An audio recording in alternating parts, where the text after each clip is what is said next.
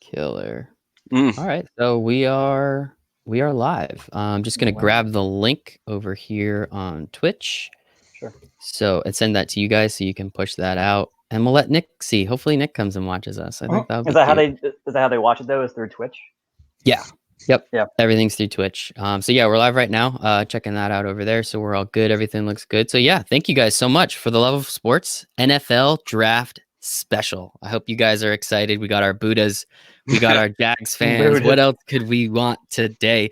Reason why I wanted to do this, obviously, known you guys for a minute now. We've been having a lot of fun with it, and I know how much you guys love talking about the draft, and I love listening. So I thought this would be just a cool opportunity for us to hash it out. I want to hear some of your thoughts. I'm going to make fun of both of you a little bit, and you guys can make fun of me back. And I think we can have a good time with it. So yeah, all right. So I'm Michael Rasile. If you listen to the show, you should know who I am. I have Justin, same last name, not brothers or cousins. And then we have Derek, who's just a good friend of ours. We love him. We love him dearly. So yeah, Derek and Justin essentially took a lot of time. They put a lot of work, a lot of effort, watched some film, wrote some articles, did some stuff to talk about how they believe that the draft is going to end up, which I think is pretty cool. So very excited for that. I guess I do want to start before we hop into the picks. Like when did you fall in love with the draft and like creating this kind of stuff and doing this? I guess, Justin, we'll start with you. Sure. My love actually came in 2006. So it was the year that Jaguars drafted Mercedes Lewis, and then second round, they went Maurice Jones-Drew. And I remember looking at him, thinking of, I don't know why, but thinking from a fantasy perspective, I was like, whoa, like if I can kind of start looking into some of these guys back when I was like 14, 15 years old, be like, all right, maybe I can kind of get like a little bit of a leg up on some of these people in the draft that I'm in, because I started doing a couple leagues even before I really started doing one. I was always doing multiple ones. So kind of started getting into it then. And I don't even know if Derek remembers this, but actually one of my first ever conversations with Derek was arguing about the draft. Was it really? It was 2008 in Mr. Carr's class, that health class that we did take. Yeah. It was the year with Pete Fick. Yeah. So Derek was Shout actually out talking Pete Fick. Shout out Pete Fick. Fast break. Fast break.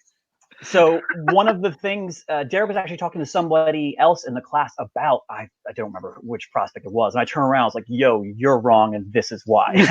And then from then, Derek and I just kind of started spitting back and forth about it. And it just kind of became like a mutual friendship and kind of started working into a little bit of some of this kind of stuff. So yeah, pretty excited about this. And you ended up somehow in his wedding. And not only did we end up in his wedding, Nick's not watching yet. And just wanted to remind him, if he ever does come on, Justin and I were like one person away from Derek. It was pretty incredible. Yeah, great wedding. It really wasn't bad. You guys were up top with Dan and I. Yep. So don't get it. Derek, how about you? When did you fall in love with the NFL draft and doing all this crazy shit around it? I think mine probably came about like junior, senior year of high school when I actually started to get like really serious about like looking at different colleges and stuff. And for me, it was just like I really started to get into college football a lot more than, I was a Texas fan, didn't go there. But just like, really that's when my interest in college football kind of took off. Like I watched it sporadically before then. And to me, I just thought it was so cool to be able to watch kids go from like, freshmen in college to just like killing it in the NFL. And it just got me like really interested in caring about like more than just like the colleges I was interested in. And like also paying attention to like other teams, like other than just the Giants, like, trying to figure out like what other teams need, like what they, need to draft. It just became fun, Yeah, it is nice. It just, we're all pretty big college football fans too. So it's always kind of cool to see and project and feel like, okay, how's this guy going to do? What he's going to do? It's always just kind of cool in my perspective. And being a pretty agnostic college football fan, just really, hating Ohio State is essentially the only thing I do. I hate Michigan too, but I like them one game a year. They never pull it through. The one game a year that I root for them, they never pull it through for me. But yeah, it's just always been super enjoyable to see, these guys that you watch a lot on Saturdays, which I know we all watch a lot of college football, just to see how they can project or potentially play in, on Sundays, which is always really enjoyable and kind of seeing how that works out. So yeah, really excited that we get to do this. We get to hang out a little bit. We have the live stream going on Twitch right now for the Love of Sports. We're obviously recording this, probably going to push that up onto YouTube. And obviously, this is also going to be the podcast as well. So a couple different places people can listen to this, a couple different places people can hear it. So just give a little bit of background on what's going on. So we're going to go through all 32 picks as long as, we're not on here until like 12 o'clock at night, which if we are, it's fine with me. So we're going to go through all 32 picks the way it was done. Justin and Derek each went through and pretty much started with Justin, then Derek, then Justin, then Derek, and pretty much just went through. So I'm going to allow them to talk about their picks a little bit, let the other comment. I'll throw my 2 cents in. Like when we start talking about wide receivers, you guys know how much I hate drafting wide receivers in the first round. So we can talk about that a little bit. And obviously I want to talk about the Giants, of course, that's an easy one, but yeah, I mean, I think this should be pretty fun. So Justin, you had the first pick, correct? Yep. All right. Pretty much just went chalk. Yep. The first pick in the NFL. Come on, dude, give me a second. all right. He's a commissioner now. I'm the commissioner. You can boo me all you want, but I'm going to be on this stage. First pick in the NFL draft, the Bengals select Joe Burrow, quarterback out of Louisiana State. Hold that tagger. Yeah, let's go. I mean, pretty simple, pretty self-explanatory pick. I mean, at this point, it's pretty much a foregone conclusion about who's going to go where with this pick, and it's going to be Joe Burrow. 55 touchdowns, like 5,200 passing yards last year is pretty freaking crazy. Easily one of the best prospects that we've seen since Andrew Luck. And I mean, we're going to kind of see how he can do at the next level, unless something comes up and he forces a draft day trade. This seems like this is going to be the pick. Yeah, I would agree with that. Derek, I'm assuming you agree with that as well. Yeah, I mean, there's really no other option for the Bengals. It's time to move on from Dalton, and Burrow's the best in the, coming out this year. So why not? It's crazy to me because I think I asked both of you this at the beginning of the year. I think, Justin, we watched the Texas game together, and Derek, we were obviously texting you during it because that's really all we do. And we were talking about the potential of Joe Burrow. Just, do you think he's a first-round quarterback? And then by the time we get to later in the year, yeah, he obviously had the statistically greatest college football season ever. But it's just crazy to me how at the beginning of the year, you're hearing him maybe a third-round pick, possibly a third-day pick, fourth or fifth round. Now, all of a sudden, by the fourth game of the year, he's maybe a first-round pick, and now he's a first overall pick.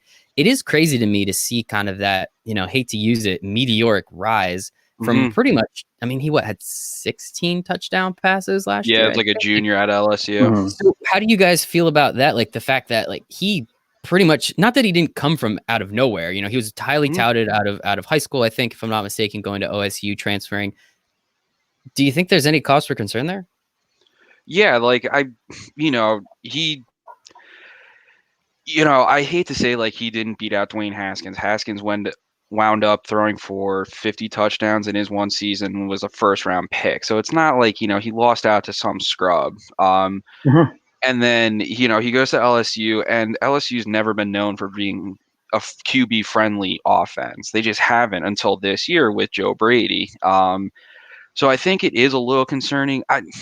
I don't know if it's so much concerning as it is that Joe Brady was really just able to take Burrow and play to his strengths and develop an offense around that, rather than like trying to pigeonhole him into doing something he's not quite as good at. So maybe he's not like the most scheme versatile quarterback, but like, with a creative mind, he can be a really good one.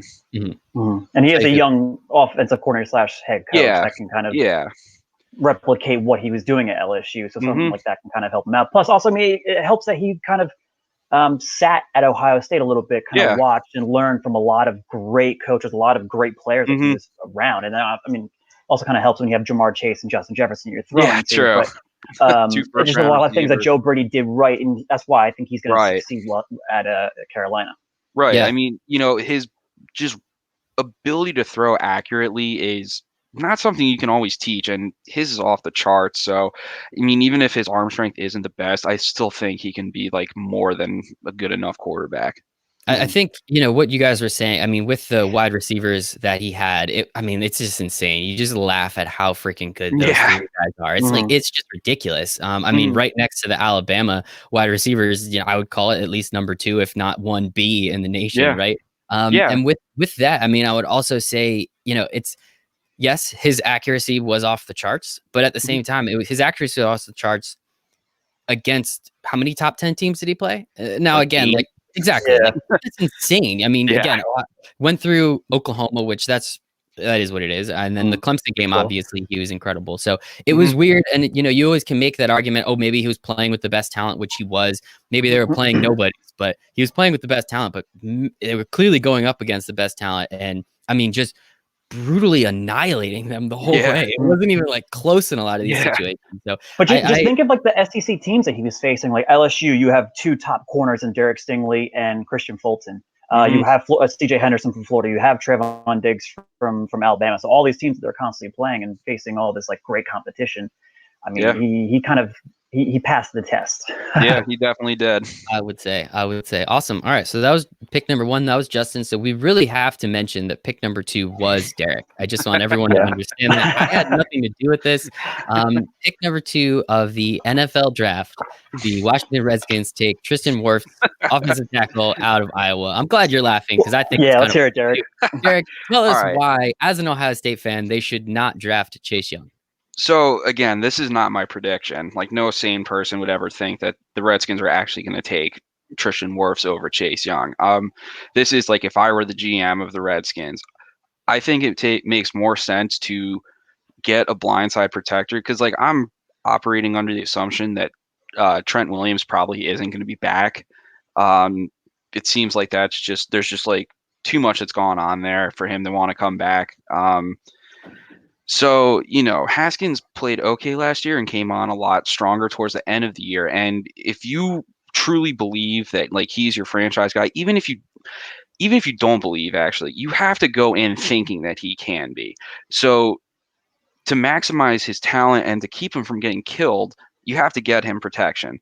And I think Wirfs is the best tackle in the league. And it makes sense because like just how many careers have we seen ruined because a quarterback just got sacked 60 times a game, hit twice as many. So the David Carr factor. Yeah, exactly. It's like you see it a lot. I mean, the Andrew Luck just retired because he was getting sacked 60 times a year and his body just broke.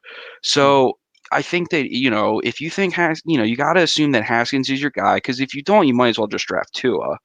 But I think that combined with the fact that the Redskins already have, like Ryan Kerrigan, they drafted Montez Sweat last year. They drafted Jonathan Allen like 3 years ago. And Daron Payne. Daron Payne. They signed Nate Orchard, who's a pass rush specialist. Like, you can't have like 7 pass rushers on the field at once. It just doesn't work like that. So you're a Giants fan. You've seen 7 pass rushers. You saw how that worked. It worked out pretty well both times. No, I understand what you're saying, and I do get that. You draft a quarterback, you have to protect him and their offensive line. Like, don't get me wrong. Chase Young is definitely the better prospect. He's the safer pick. And, the Redskins are probably going to do it. It's not like I can kill them for it, but I just think, like, you want Haskins to be the guy. You got to help him out. You got to get a offensive tackle and a receiver are like 2 of the biggest needs for this team. So, you don't take wide receiver 2nd overall, but you can definitely take the best left tackle. Justin? So.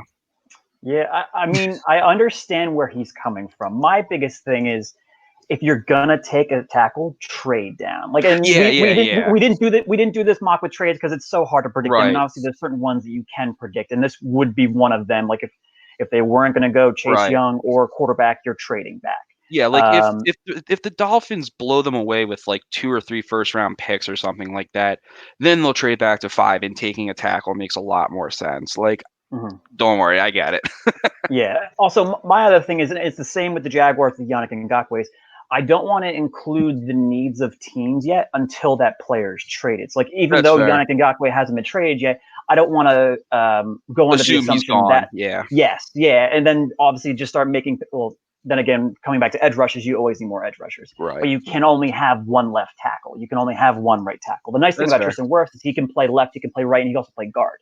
Right. Which that kind of scheme versatility gives him a little bit of a leg up over, say, Jedrick Willis, who's only played right tackle in college and high school. So one of those kind of things that he doesn't, you can kind of move him around and maneuver him a little bit and put him in the best position to succeed. Yeah, definitely. And that makes sense. That was the point I was actually going to make is if this is the way they want to go, trading down would make the most sense. Trading with the Dolphins, trading with the Chargers, just letting them come up. You get all those extra picks, as you said, and they need a wide receiver. This is one of the deeper classes we've seen in a long time. So the opportunity to trade back, get a probably another first along with it, if not, from the Dolphins at least. And then the opportunity to then grab someone in the second round, third round, fourth round, whatever that extra pick is as the wide receiver would make a lot of sense too, which I think would be a lot of fun. So definitely, we all don't actually think this is going to happen, but I appreciate your insight. I appreciate why you said what you said and the reasons behind it's good content. It's great content. Anything for the content, Derek. Anything for the content. I think, that's pretty solid on Tristan Wirts. So we can go to number 3, which now is kind of an obvious. The Detroit Lions select Chase Young, defensive end at Ohio State. Do you guys just want to talk about how incredible he is for a couple minutes before we move on? I want to know what he would have done against Rutgers if he was allowed to play. That's my. He would have broken the single sack record. He would have had 5 sacks that year, that game, and then he would have finished with 21, 23 sacks, something crazy like that. So something around there. Does Rutgers still cover though? That's the only thing that I care about. No. Yeah, actually, Derek, this is a great time to fulfill that bet that we made. This is a great time, isn't it? Rutgers covered the spread against Rutgers covered the fake spread against Ohio State that you made for yourself. So that's still pretty impressive. Yeah. I drank a beer out of a shoe. Yeah, whatever. But give me a couple minutes on Chase Young, and he's otherworldly. He's incredible. Yeah, Derek. You saw him firsthand. You can take. Yeah, he's a guy. He was like a top 10 recruit coming out of high school. He played at like a powerhouse in Maryland, DeMatha High School. As a freshman, I think you started to see it. He was a rotational player, but he still had 4 sacks. His sophomore year, when Nick Bosa got hurt, he ended up finishing with 10.5 sacks, and was really pretty damn good that year. And there was a lot of, he was like a guy that was already being talked about as the number 1 pick after his sophomore year. And then this year, I watched every game and just I don't think I've seen a guy as explosive and sound technically since Clowney. He's really that good. His explosiveness off the line is insane. Larry Johnson, Ohio State's defensive line coach, is the best in the country, and you see that with the Bosas, how their technique is really good. Chase Young's probably isn't as good as them yet, but it's still really advanced for a guy who's 21 years old.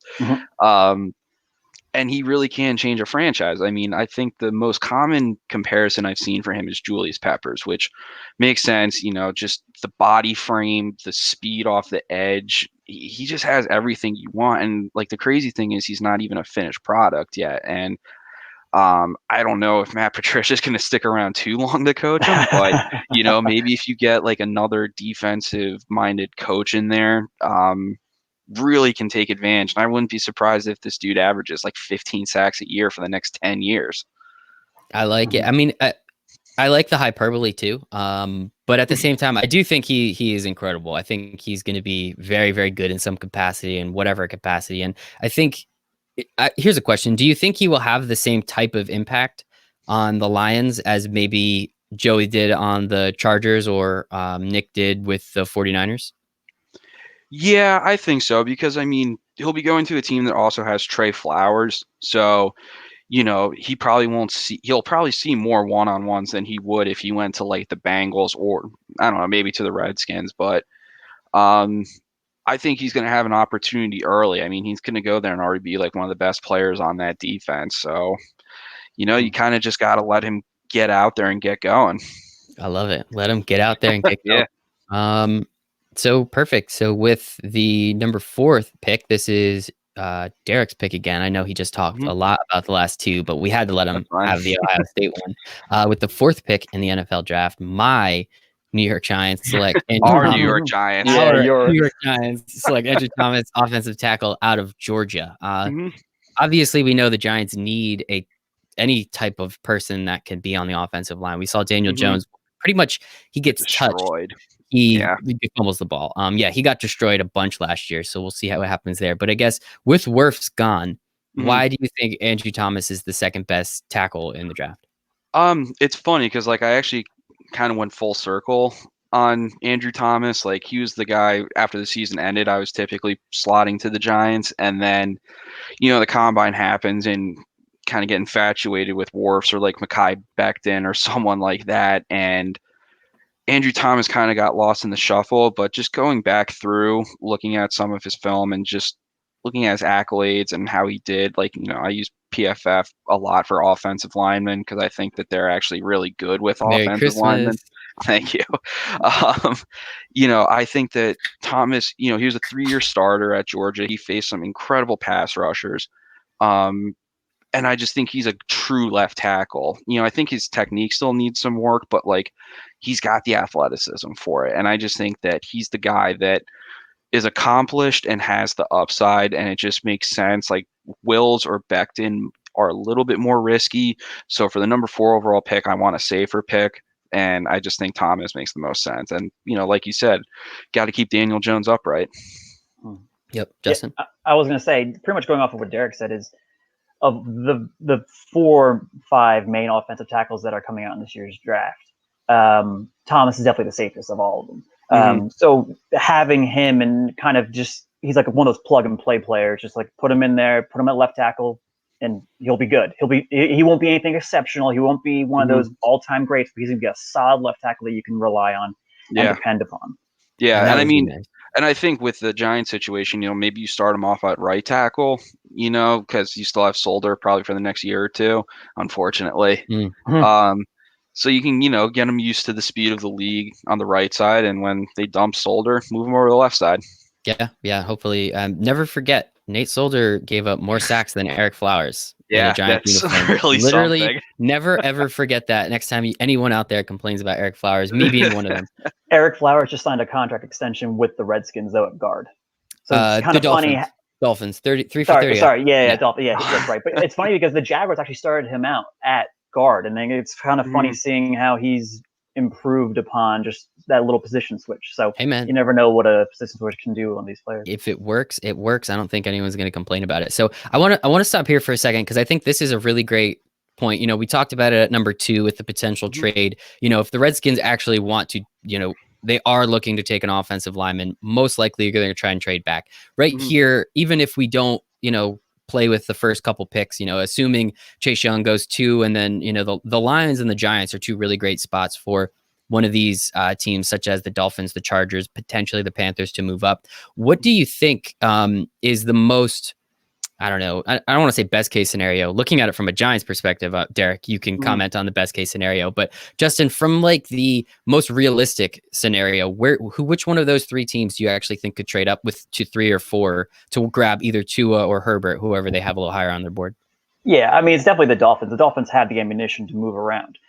They have those 3 picks in the first round, and I think they still have 2 next year too. So they have a bunch of ammunition that they can to kind of move around and maneuver however they want to. Because I think they have 6 of the first 60 picks or 75 picks, something crazy like that. So really ridiculous. So they actually have the ammo to do it. Whether they want to do that remains to be seen. Because I mean, just from everything that's been coming out, it sounds like they're totally okay with whatever quarterback falls in at 5, and that way they have the pick 18, they have the pick 26 to take running back, offensive line, linebacker, best player available, kind of wherever they want to go. Because of the free agency moves that they made, their defense looks pretty good. It's going to kind of come down to the offense and whatever rookie quarterback they're going to rely on. Yeah. And then I guess, Derek, what is the best case scenario just from the selfish Giants perspective? Like, what do you think the best case scenario would be? Like, if Chase Young does fall to 3, I don't think the Lions are trading out of 3 at that point. No, they probably wouldn't.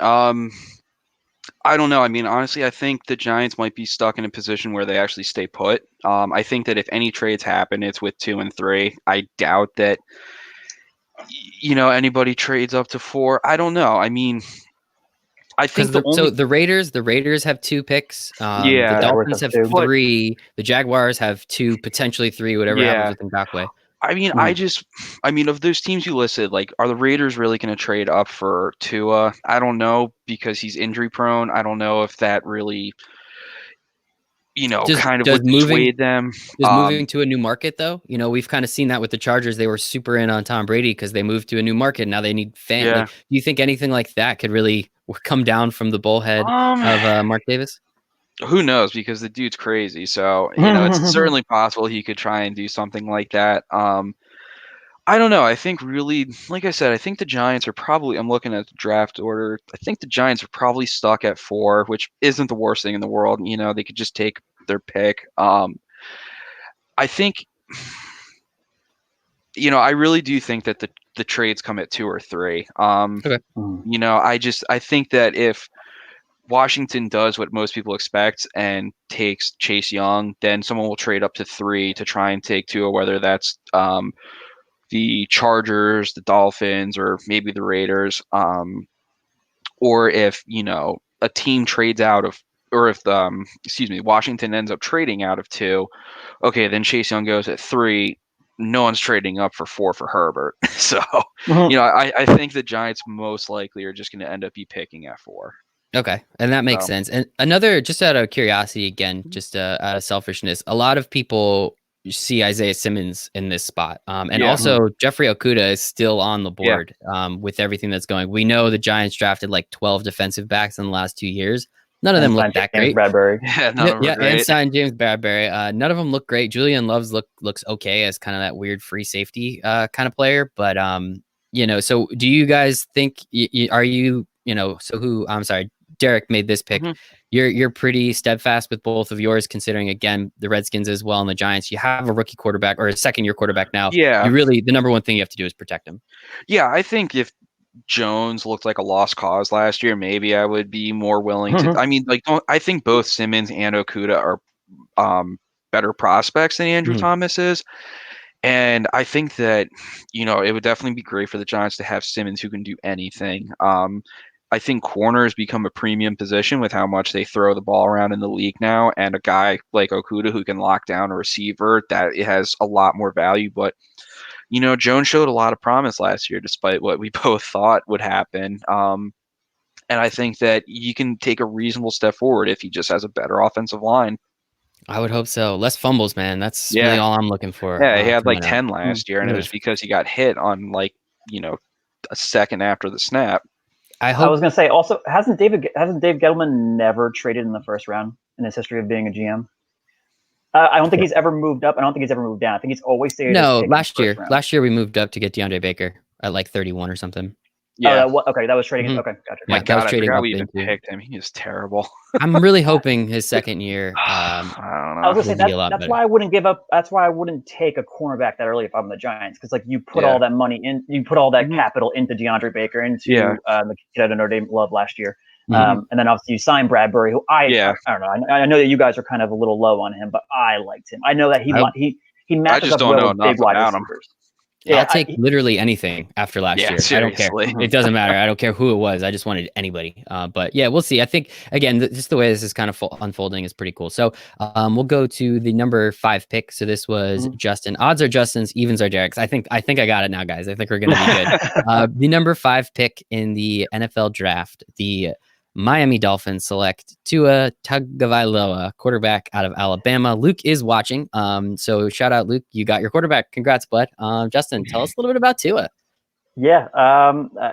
If you're going to try and compare him to somebody else, he's a left-handed Drew Brees. And it's kind of funny because we haven't had a left-handed quarterback in the league since 2015, when I think it was Kellen Moore, who is now the offensive coordinator of the Cowboys. So kind Boise of funny. State, let's go. Yeah, Boise State. I mean, there's you can see the Drew Brees in him, mainly because it's the accuracy. Like, you see how accurate this guy can throw the ball wherever he wants to do. He can do it on the run. He can do it in the pocket. His biggest question, it's always going to come back to this, is his medicals. It's going to be like, how is his hip? How is the rest of his body kind of handle the giants that are in the NFL now? Love it. I mean, yeah, that's the one thing we're hearing a lot of. You know, is he is injury prone, or is he just super unlucky? I don't believe in coincidences. Everybody else that plays quarterback hasn't broken their hip or had the same surgery on their ankles and hasn't broken their wrist. Like, it's just, I don't believe in coincidences. And at this point, it's kind of crazy that all of this happens to him. I don't know. I think he's incredible. I think, you know, if we were talking about him getting drafted last year, probably would have went number 1, I guess, or maybe number 2, or, you know, he would have been up there. So it's always very interesting to me to see how, you know, he was this incredible prospect out of high school, has that national championship moment, then loses the national championship game, then gets hurt. And now we're kind of, you know, we're seeing people talk about how he might slip to 12. He might just slip to the Raiders at 12, which is pretty crazy. So I don't think that's going to happen. But Derek, how much do you love Tua? I like him, but I do think that there is a pretty big bust factor with him too. Not just the injuries like you mentioned, but, you know, he kind of struggled against some of the better defenses that he played throughout college. I mean, you go back to his sophomore year, like everybody got really infatuated by what he did in the national championship game against Georgia, and it's like hard not to be. But there were a couple of games like LSU the past 2 years, the national championship game against Clemson, where it's kind of equal firepower on both sides, and he just tends to struggle a little bit more against like those better defenses. And he is a great talent because I think even though he doesn't have like a rocket arm, his arm is tremendous. Like his accuracy and ability to just put it like right on the money, especially downfield. He really took advantage of receivers like Henry Ruggs and Devonta Smith. To be able to hit those guys in stride 45-yard downfield, like, is really impressive. I'm not sure. There's something that still holds me back on him, and I can't really pinpoint it, but I think he has a lot of potential, but I really also wouldn't be surprised if he kind of just had an average career. I want him to be good. He is just so Yeah. incredible. And that national championship moment, as you said, like, it's hard not to be infatuated with that, coming in the second half, winning it in overtime, that incredible throw to Jerry Jeudy. We have our first comment of the night, guys. And this actually comes from Luke, because he really wants the Dolphins to draft Tua. He says, mention his injuries come from him trying to make plays that aren't there. And if a coaching staff can teach him to take the check down, they can limit his injuries. I disagree, just because, but I don't know how you guys feel about that. I mean, he's going to get hit regardless. That's the way the league is. And I understand what you're saying. When you don't throw the ball away, you open yourself up more. But I think that's also kind of ingrained into who he is as a player. So I don't know if that's something you can tame. Exactly. I was saying, even just watching Deshaun Watson, that's kind of how he was playing while he was at Clemson. Now that's kind of how he was playing in Houston. And then look at the kind of hold line. Your breath every time. Yeah, and you're like like, all right, like hopefully he makes it okay. It's funny because I was watching the game where it was just like a random game that just had on an NFL Network earlier, and he just went down with an ankle injury. Like, he got tackled. It was kind of funny. He was out of the pocket trying to make a play because that's like, you're playing to win the game. Like, he's not just going to sit there and just all right, I'm just going to throw it away. Like, no one, like Brett Favre didn't do that. I mean, screw it. Like, if that's ingrained in your body and in your muscle memory, do what you got to do. Because if you're not going to do that, all of a sudden there's a hesitation, and it takes that split second. All of a sudden he gets crushed from the backside. Yep, that's exactly it. And he has a weird backside because he's left-handed. So I think we might. Let me just double check. I think we're going to talk about that a little bit later potentially. But I think that's a solid amount on Tua. Anyone else out there? I mean, you've watched. If you are a fan of college football, you've seen him play in some capacity. If not, you're not really a fan of college. He's football. Must-see TV, and it's like definitely something that like the Dolphins need. I mean, there's no way in hell they can go into next year with Josh Rosen and Fitzpatrick. Like, that's terrible. It is. Isn't it crazy? Derek and we wanted Josh Rosen so bad on the Giants. We're not going to comment. No, you don't. I'll take it. I wanted Josh Rosen very badly on the Giants, and so did Derek. The number 6 pick in the NFL draft, the former San Diego, current LA, current terrible logo. Like, where are you going with this? Chargers select Mekhi Becton, offensive tackle out of Louisville. Evens are Derek. Derek, you are only picking offensive linemen. It's kind of boring, but I honestly like your 16 strategy. Straight picks of offensive linemen. He made this note when we were talking earlier too. So holy crap, you aren't okay. Cool. Well, anyway, so you're our offensive line guy. Why do you think Mekhi Becton? So here's my first question. Why is it worth it for the Chargers to take the 3rd best offensive tackle at the 6th overall pick? Yes, because I think that Becton has really high upside. I recently I read an article that talked about how he kind of struggles a little bit in like what are called like true pass protection sets, where it's literally a quarterback just dropping back in the pocket and having to block that.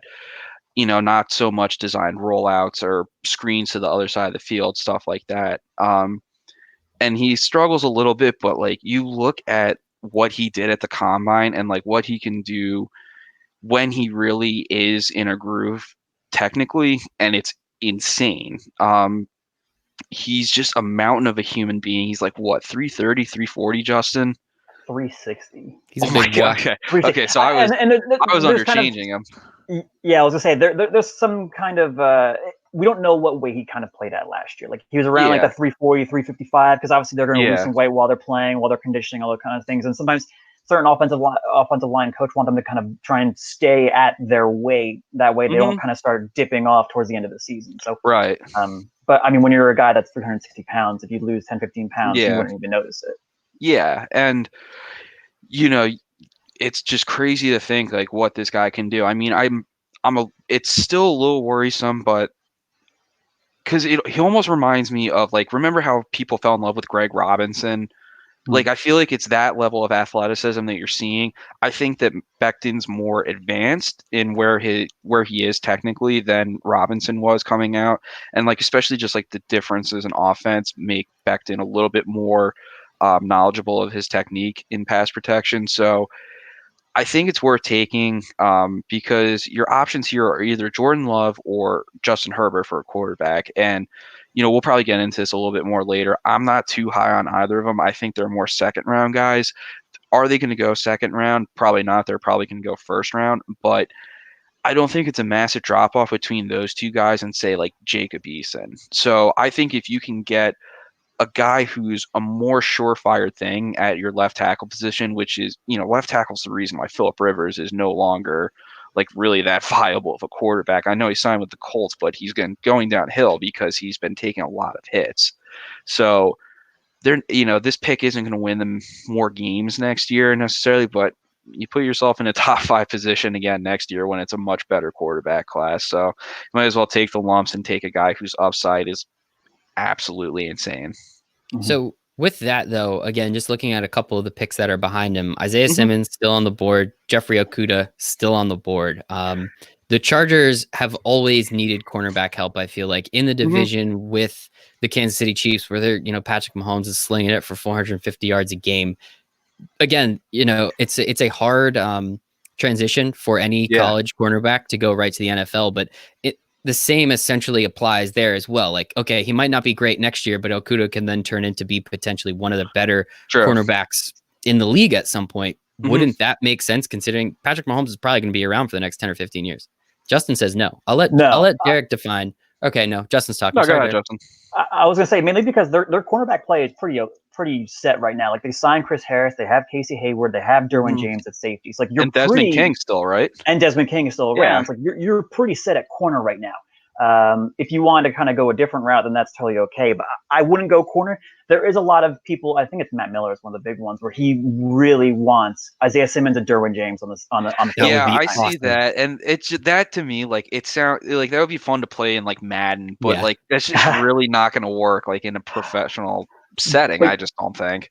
But that pick, if they do go with Isaiah Simmons, that would combat the whole Chiefs' philosophy of this fast, high flying offense. And that way, you can take an Isaiah Simmons and he can line up against Travis Kelce. You can take Derwin James and he can match up against one of the receivers over there. So that way, you can kind of have one of those guys. And you could do Ohio State and Michigan both do that. They have like same position. They're called different names, but essentially it's a strong safety, weak side linebacker hybrid. So, maybe if Anthony Lynn is a pretty creative guy, maybe if he's feeling, like he's up to the challenge of it, you take Isaiah Simmons and you move him to an outside linebacker, but don't they also run a 3-4? Yeah. So I don't know if it makes enough sense. Maybe you could put him inside, but I just think like, Okudah, they would find different Simmons, ways to scheme it. Yeah, Okudah and Simmons like would be more luxury picks for the Chargers at this point, and they don't have the luxury of doing that. So, an offensive tackle I think makes the most sense for them. And I do understand. Go ahead. No, keep going. I was going to say, like, Becton's my favorite tackle coming out in this class. I love he's this giant ball of clay, and obviously he's not. He is raw, but if you're a good offensive line coach, like if Dante Scarnecchia was still in the league right now, I bet you he would be screaming in Belichick's ear to trade up for him right now. Yeah. So it's just one of those things where if he's in a good situation with a good offensive line coach, he's going to be incredible. It would be really interesting. And again, I always believe in investing in the trenches. Either side is fine with me. Getting better there, you're going to be a better team overall, especially on the offensive side. So one thing that I've seen a lot too in many different mock drafts is Justin Herbert going in this spot. I don't like Justin Herbert. Derek, I know you don't like him. Justin, I don't think you like him too much either. But this is hate him. But this is a spot where you're seeing it a lot. So can you see? I mean, again, you're gonna overdraft a quarterback in every situation except the number 1 overall pick because you can't overdraft him there. You have to assume that you take one. As we saw with the Giants taking Daniel Jones at 6, no one was happy about that, but you found your guy. If you think he's going to be the guy for 10 or 15 years, that is something that's possible. Can you see? I mean, we can obviously see it, but how do you guys see the Chargers potentially, looking at, one of the 2 quarterbacks left in Love and in Herbert as well at this point? I mean, if there's a quarterback that you want, you take him. It doesn't matter. Like, it's the most important position in sports. Like, you need a quarterback. If you don't have a quarterback, you can't win. Like, we see week in, week out now. Like, it's just such a difference maker if you have a good quarterback between if you have an average quarterback or if you have a bad quarterback. You see the wins and losses, and you see all that. Yeah. It makes sense. I'm just kind of curious. So number 7 overall, we kind of told everybody, but the Carolina Panthers select Isaiah Simmons, linebacker / something out of the University of Clemson. Hold that other Tiger. The odds are Justin. So I mean, this one seems pretty easy, right? Best case scenario for the Panthers. Yeah, and honestly, it came down to him and Jeffrey Okudah. Cornerback's a huge positional need for them, but they need a face of the defense. They need a guy in the middle, or a guy that's just a Swiss Army knife, a guy that you can throw at middle linebacker, right side linebacker, or weak side linebacker, strong safety, free safety. He can cover the slot corner, so he can do anything you need to do. And what kind of a better guy to grab right there than a guy who can just do it all? Yeah, you lose Kuechly. They also did lose Bradbury, obviously, again, to the Giants. So I can understand them going Okudah there as well. Derek, I mean, we've kind of talked about him a little bit, so we don't need to spend too much time. But yeah, losing Kuechly and not quite replacing him because it's not the same thing. But as you said, kind of face the defense. That'd be pretty sweet. Yeah, and I mean, he's already a fan favorite, being that Clemson's in South Carolina. Charlotte's not far away. That adds to some excitement. Now that you lost Cam Newton, there's not as much fanfare there. So, he just makes all the sense in the world, and he really is an incredible talent. It's a no-brainer pick. They should be running up to the podium if he's there. Well, can't do that this year. It's going to be virtual. Yeah, true. Gotcha. They can slam the send button. Yep. Hammer the entry, hammer the return. Smashing it. I love it. Awesome. So just to recap a little bit, we have Joe Burrow 1, Tristan Wirts 2, Chase Young 3, Andrew Thomas 4 to the Giants, 2 and 5 to the Dolphins, Becton to the Chargers at 6, Simmons to the Panthers at 7. So Derek, the theme of the night is evens are Derek, and so are offensive tackles. The Cardinals at 8 overall select Jedrick Wills, offensive tackle out of Alabama. Derek, first, why do you love all these offensive tackles? First, I have to ask that. It's the premium position. There's 3-4 premium positions: quarterback, defensive end, offensive tackle, and like I was talking about before, now corner, with how much they throw it around. If there is a guy that you think can man a blind side for, or honestly either end for 10 years, you want to take him. And the Cardinals have kind of struck out with some draft prospects at offensive tackle and just in the line in general over the past few years. And Cliff Kingsbury's offensive philosophy is push the ball down the field. Well, you need time to set up those plays. Those plays don't happen if Kyler Murray gets hit, under 2 seconds every time. So just makes sense. I think the fact that they fleece the Texans out of DeAndre Hopkins eliminates any chance of them taking like Jerry Jeudy or CeeDee Lamb here. Lamb was actually the one guy that I really was doing a lot before. I thought it would be fun to pair him with Kyler Murray, but you need protection. So I just think that makes the most sense for them. So here's a question: with a quarterback like Kyler Murray, that a lot of quarterbacks now are quote unquote mobile. He a little bit more so than other. He scampers around there for a little bit longer. He runs around. Do you take that into account when as a GM or as just a guy on the internet on a Thursday night picking picks? Like, how did you take that into account when seeing like, okay, this guy makes sense just for that, I guess, scramble factor a little bit more? That's literally what I was going to say. And I was going to congratulate Derek about making that pick because, yes, he's only played right tackle. That's totally fine in an offense with Kyler Murray, who's going to be scrambling all over the place. Like, you need a guy who's going to be able to sustain his block and just hold his block for as long as possible. And shout out to one of our few viewers. We're actually up to 13 guys. I don't know who's watching, but we appreciate all of you. Luke keeps texting me, and he said he really wanted Jedrick Willis to go to the Dolphins if they did get Tua, just because of that, right tackle / blindside effect, which could have been really helpful. But if he's going to the Cardinals, it is what it is. Unfortunately, Wills is probably going to be long gone by the time the next pick for the Dolphins comes up. It is what it is. So now we go to the number 9 overall pick.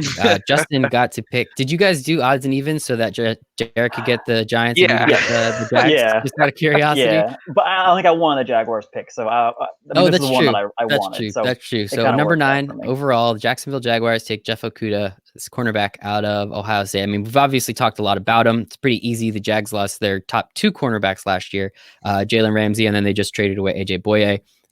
Yeah, Justin, how well do you think he actually fits into the defense? And again, how far is that learning curve for him to then become one of the best cornerbacks in the league, so you guys can trade him away again in a couple years for a couple of picks? Yeah, thank you. Yeah, I know my team is great. So it's just one of those things where he's going to play the same exact position as Jalen Ramsey. He's going to play that press man. He's going to be up in one of the receivers' faces, and then the rest of the defense is going to kind of do their thing. He's going to be somewhat on an island. It's one of the things that Jalen Ramsey complained about quite often, was that he wasn't on an island 100% of the time. He was on an island like 60 to 75% of the time. So I think he comes in, he slots right in. He becomes the de facto number 1. They have another good cornerback too in Trey Herndon. So they are hurting for corner. But if you grab a Jeff Okudah, it instantly makes that defense so much better, because you still have some of the edge rush pending Yannick Ngakoue, but you still drafted Josh Allen last year. You still have some pretty good guys returning this year. So it'll be one of those things. Plus you have an arsenal of picks to kind of bolster more of that edge rush. I like it. Derek, comments? Yeah, I mean, he's really just a true shutdown corner. His raw speed isn't as great as you would like it to be. I think it was like a 4.48, which is still good, but like you compare that to Marshawn Lattimore and Denzel Ward, both ran in like the low 4.3s. But I mean, you see the picture of him at the combine, the way he's built, it's just like the perfect build for a corner. He's got the size, he's got length and everything. And, again, like I watched his progression. His first game I think that he started was the Cotton Bowl against USC. And that game sucked. Yeah, it wasn't the best. But, he still he's played really well.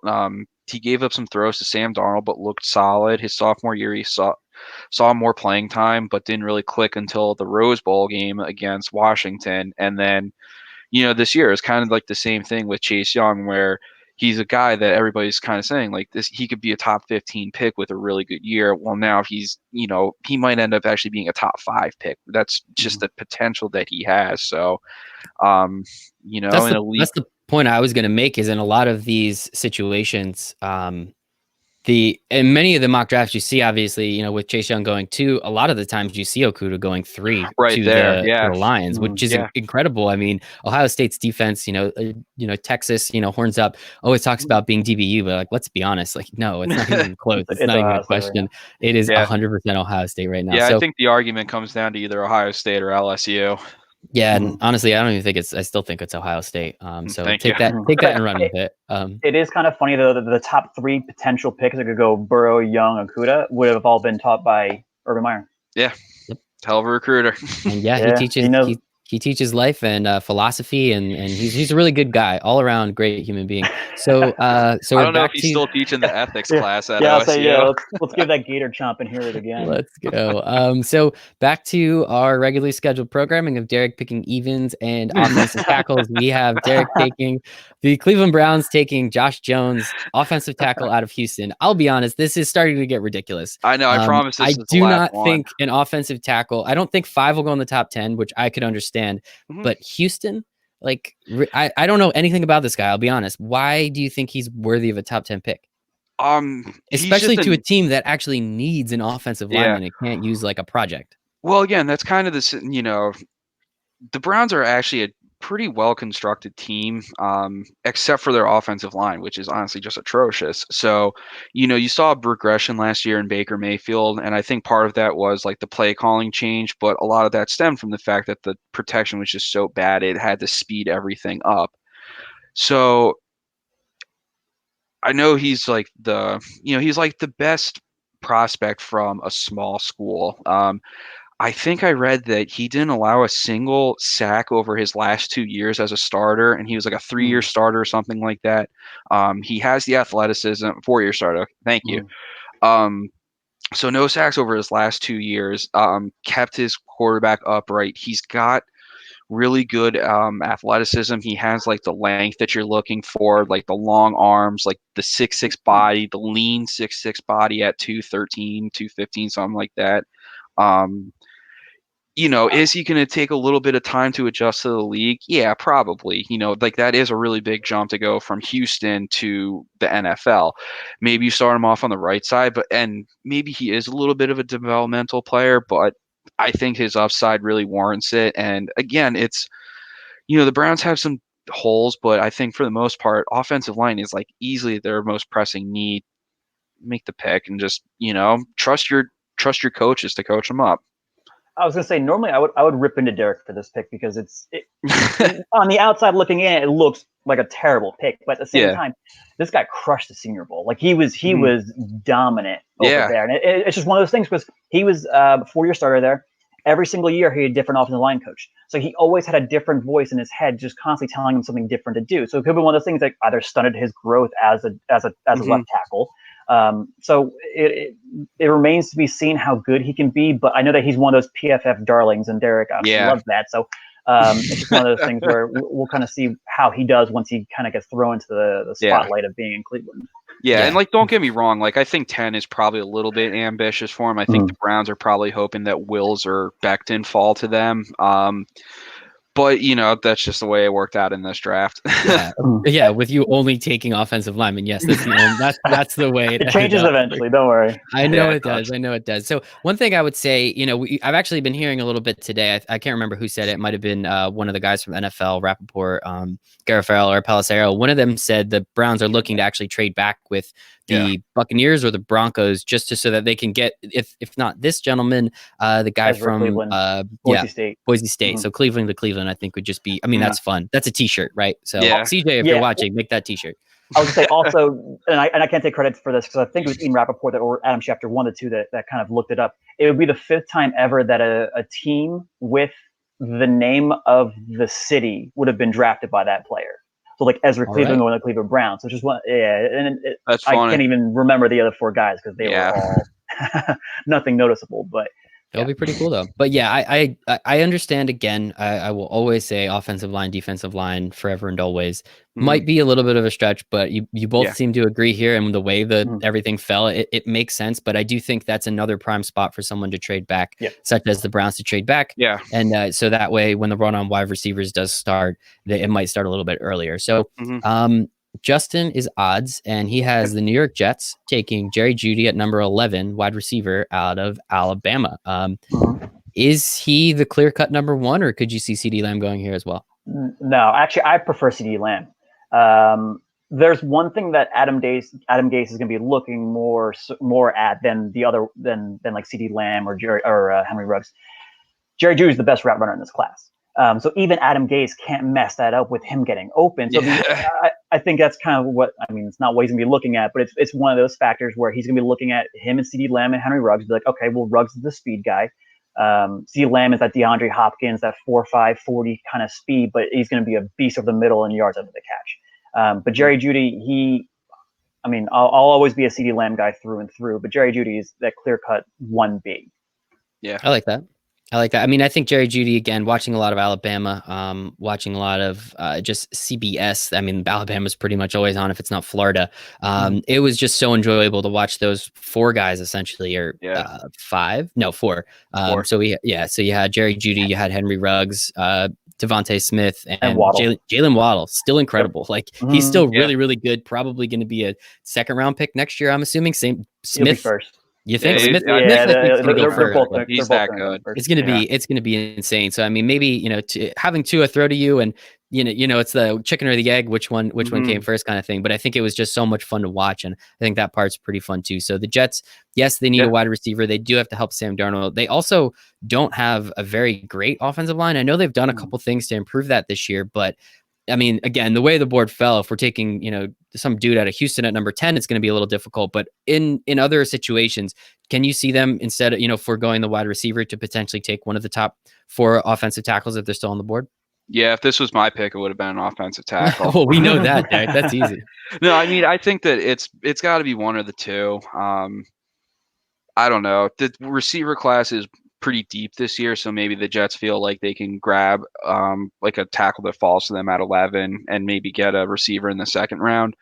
But the way it works here, Jerry Jeudy really works perfectly. You're in trouble when Jamison Crowder's your number 1 receiver, so you got to fix that somehow. And I agree with Justin. I think that, Gase looks more for precision route running than he wants like pure explosiveness or speed. And Judy's like one of the best route runners I've ever seen coming out of college. Yeah, he was so much fun. So I will I'll make my plug here. I don't really believe in taking wide receivers in the first round. I mean, it's more of, and yes, Justin always makes the argument, well, what about Calvin Johnson? Well, yes, how many Calvin Johnsons exist? There's him, Julio Jones, obviously incredible. Yeah, thank you. I mean, there's a handful of wide receivers that 100% deserve to be picked in the first round, especially in a draft like this, when, especially with these teams in the top 10, the top 15 that have all these extra needs. Do you think it would behoove them to find one of the other best players on the board where then you can find a legitimate starter in the third round because this draft is going to be so deep? Not when I don't know. I think when you have the best option or like the best player at one position Jeudy could honestly go a few picks before this too. So I think that you're getting good value for him here. And, it's not like, it wouldn't be like taking like the third or fourth best offensive tackle. You're getting the number 1 receiver. So I think it makes sense. It makes sense. Justin? I would say, if the draft fell this way, if I'm the Jets, I'm trading back because I need a left tackle. I need offensive line. Sam Darnold's going to get absolutely crazy. The David Carr factor, once again, it's going to come back to one of those things where he's taking 50, 60, 70 sacks a year, and he's just not going to be the same kind of a quarterback. And you need to give him some kind of a weapon to throw to. Even if it's just one of those things like Deshaun Watson and DeAndre Hopkins, they just have that special bond where Deshaun's rolling one way, he just throws it because he knows that DeAndre's going to go up and make a play.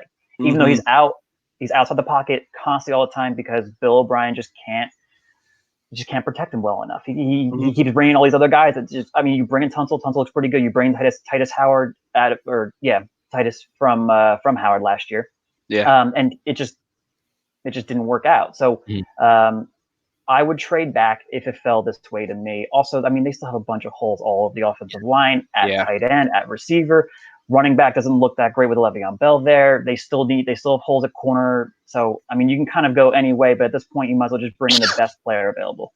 Bless you. Yes. Thank you. Take the best player available. That is a pretty good. If you're this bad constantly, start taking the best possible players because that's how you're going to get better. Again, I think Jerry Jeudy's incredible. I think he's amazing, but especially with this deep of a class and with the Jets, as we've been saying, as you guys have been saying, so many holes. I can understand them, trading back or even just picking somebody else. But again, it's understandable, and Jerry Jeudy is absolutely incredible. So, Derek, first pick all night that is not an offensive tackle. About something different. Number 12, the former Oakland, soon-to-be Las Vegas Raiders wide receiver out of Oklahoma. I don't know if Jeremy's still watching, if he was watching at all, but I'm curious what he thinks about this pick as well. So, Derek, tell us about someone that's not an offensive tackle. As Justin alluded to with the previous pick, I think CeeDee Lamb might have a bit more upside than Jerry Jeudy does.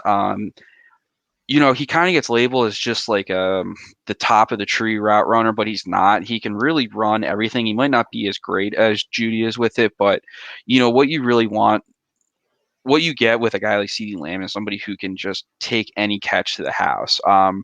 There's one play that sticks out to me against, I think it was Texas last year, where he runs a slant in and about 4 guys surround him, and he manages to just cut it outside and go up the sideline for like a 45-yard touchdown. And his 40 time, I think, was like in the 4.5, so it's not like you would actually think he's like overly explosive, but he was like the only one who could do anything against LSU's really stingy secondary. He gets open downfield. He can take any short catch to the house. The Raiders really just don't have that kind of an explosive element, and I think that if you got a guy like him, it does wonders for Josh Jacobs too in the run game. So it's kind of just like that win-win.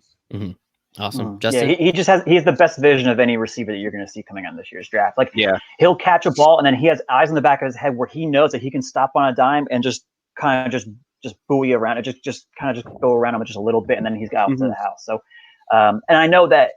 I mean, just going off of, these years of watching NFL Network and watching Mike Mayock and the guys that he alludes to, he wants dogs. And CeeDee Lamb is that kind of a guy that's going to go out there and he's going to run block. He's going to do everything that you need to do to put your team in the best position to win.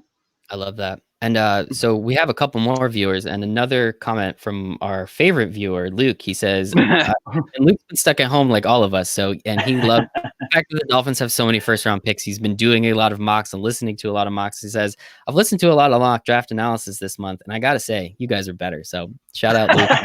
Thanks, Luke. Appreciate it. Always appreciate the kind words. Yes, right, pass. I'll send you my Venmo so you can tip me after this. Yeah. Instead of these picks, maybe I could throw up our Venmo accounts down here. So with the 13th overall pick, the San Francisco 49ers, Super Bowl losers, NFC champion winners, select Derek Brown, defensive tackle out of Auburn. Odds are Justin. Justin, tell us about him. Yeah. So this is just one of those things where, Derek and I kind of disagree on him a little bit. I'm higher on Javon Kinlaw out of South Carolina than I am Derek Brown. And the biggest thing for me is Derek Brown looks more like a run stuffing defensive tackle, and he's not a guy I would take in the top 10. Like, if he falls to the 9 at the Jaguars and the Jaguars take him over other players, I'm going to be pretty pissed. Just watching him, he can't get off of double teams. So instantly, he's going to become a guy on the San Francisco 49ers where he's not going to get double teamed because their depth of defensive line is going to be incredible. So it's going to put him in the best position to succeed. I think that this is like the best fit for him. It's one of the reasons why the 49ers traded up and they traded they kept Eric Armstead. They traded DeForest Buckner. Thank you. We look like idiots. Thank you so much for knowing that. There's so much NFL news that's happened recently. It's hard to keep it all straight. Yeah, I also kind of want to go outside and do something. Right. Yeah. No, that's good. So I think that this is a fantastic spot for him to kind of slot in. Yeah. I mean, like you alluded to, he's going to see a lot of one-on-ones. To me, he's a true 3 technique. You line him up over the shoulder of the guard and let him shoot the gap. He's not a nose tackle. He's not going to command, multiple blockers. But if you put him in one-on-one scenarios to rush the passer, he can collapse the pocket. And quarterbacks, I think, hate that more than someone coming off the edge, just someone right in their face because they can't step up. So, with how far, what is that? 13th pick, that this makes too much sense. Mm-hmm. And so one thing, I think this is a really interesting spot to talk about this too. I mean, earlier, like right after the Super Bowl and right after the national championship, Derek Brown was being projected in the top 4. You and I both talked about him potentially being on the Giants and now potentially dropping back into the teens. What did people see through this draft season, let's call it, that, he could potentially drop up to 10 spots in a situation like this? It's going to be need and fit. Just going back, I just think he's a run stuffing defensive tackle. And he's not a guy that I'm going to take that early. Where as a Javon Kinlaw has more pass rush upside to him, and he can kind of get after the quarterback. And that's a guy that I would take in the top 5 to top 10. Obviously, he's got his own little flaws as well. But Derek Brown just looks like that kind of guy who just he's a good run stuffer, but he doesn't handle double teams well. So it just seems like a recipe for disaster. Yeah, and defensive tackle isn't necessarily a big position of need. They tend to get pushed down the draft board a little bit unless you're like a really special talent like a Ndamukong Suh or something like that. Or, Aaron Donald probably should have been like a top 5 pick. But that's exactly it. He was a really good talent coming out and he got picked like 11, 12, 13, something like that. So, it's just kind of how teams value certain positions. If I'm not mistaken, he had short arms, right? Something like that. And he's only like 6'1". He was short. Oh, okay. Yeah. Well, hey, joke's on everybody else because he signed $100 million. Incredible. Contract, so and they took Glenn Robinson with the number 2 overall pick ahead of Aaron Donald. So even the Rams didn't see him as this kind of a player. Well, he's there now, and I'm sure they'll cut him in the upcoming months. So with the 14th overall pick, the Tampa Bay Buccaneers, the Tampa Bay Brady's, the Tampa Bay Brady's, they select Christian Fulton, cornerback. Chrissy Tan. Out of LSU, one of the DBUs. Derek, again, no offensive tackle. This is kind of sad. I was getting to enjoy that, but tell us a little bit about Christian Fulton. Well, it's funny because I actually did want an offensive tackle because that's the Buccaneers' biggest need. It's been a problem with them for a while. I think it's part of the reason why Jameis really struggled was because his protection was so bad, and he just kind of, he kind of does suck too. But I think it was part of the fact that he was being rushed a lot, that he just kind of let the ball rip before he was ready. And Brady's what, 43 now. I mean, he's getting old. He needs a good left tackle. So that's kind of who I really wanted. But at this point, there's not one I'd feel comfortable with, like Ezra Cleveland or Austin Jackson. Not somebody I would want, here at 14. So kind of just look to their next biggest need, which is in the secondary. I think that Fulton's probably actually like the third best corner after CJ Henderson, but I think Fulton's more scheme versatile, and defensive coordinator Todd Bowles likes to mix up his coverages and isn't just going to leave him on an island. So I think the fact that he has more scheme versatility over Henderson is why I went with him here. Makes sense. And the other thing going off of the biggest thing with Henderson is that he doesn't tackle. It's not even that he's not even willing to tackle. Yeah, he's and Bruce Arians is not it. a coach that's going to stand for that either. So that would just be a personality clashing with each other. So I think Fulton is like a bit of a more maybe not safe, but versatile pick here. Yeah. I was going to say, we talked about it a little bit with, right here would be a great spot if the Browns and the Bucks potentially flip-flopping picks or players, because, however that works, the opportunity there. I know I've seen recently that O.J. Howard is potentially on the market. I think I saw that yesterday or today maybe. I mean, they signed Cameron Brate to a really weird, like 6 for $40 or something, like a weird, wacky contract for football.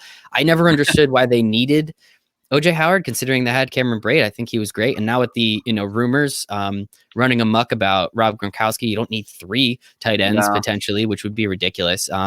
But yeah, Justin, I'm sorry, you were going to say something? Well, kind of just going off of what you just said there, I don't think there's a way that they trade O.J. Howard unless they get blown away with something. Like Tom Brady loves his tight ends. Yeah. Why would you take it? Like, Tom Brady was at his best when he had 2 tight ends with Aaron Hernandez and Rob Gronkowski. So why would you take away that option for him? I get that there's too many mouths to feed in, especially when you add a running back in. Hopefully they add a running back in. It's going to do worlds for that offense. But just like Derek said, they need a left tackle. They need somebody that can protect Tom Brady's blind side because he can't sustain that many hits. Right. And how much better do you think the defense is going to be, minus 18 to 20 interceptions? Yeah, true. Right? Like if the defense is on the field that much longer, Jameis threw 30 interceptions last year, if not 31. If I'm not, I think no, it was 30 because it was 30. It was the pick six. It was the pick six. I mean, Tom Brady's what? He's going to throw 10, 12 picks maybe, and it'll be like one game with 3 picks. So it's really not even going to be that crazy. So I mean, how much the defense was solid last year? But how much better do you guys think they're going to be if? They don't have to deal with constantly coming back onto the field only a couple plays after just being out there. Yeah, I mean, you give it kind of feeds off each other. If you give why is his name escaping me? The pass rusher, Shaq Barrett. If quarterbacks have to spend more time in the pocket because you have somebody like Christian Fulton blanketing your number 1 receiver, that leads to more opportunities for them too. So, that's just how like the defenses work off of each other. So, don't forget about the 3-fingered wonder either. Yeah, Jason Pierre-Paul. And they and Domkins too. Yeah. So they have the push up. They have everything they need. They just can't go with Jamel Dean and Sean Bunting Murphy as their corners. Like they need somebody who can. Yeah. Love it. Good stuff. Who did they take from Florida a couple years ago when the Giants got Hargraves? Yeah, didn't he get cut last year or something? Yeah, he was bad. Yeah. Jokes on him. Turns out having a 5'9" corner at your outside corner isn't a good idea. Surprise! Learn something new every day. So we are now to the 15th pick, almost halfway through. The Denver Broncos select Henry Ruggs III, wide receiver out of Alabama. Justin, tell us a little about Henry Ruggs. Yep. I mean, he kind of looks like a Tyreek Hill clone, just a little bit taller and just not as thick. Yeah. How many C's? And better route runner too. And better route runner, yeah. And he doesn't have the off-field issues that Tyreek Hill had coming out.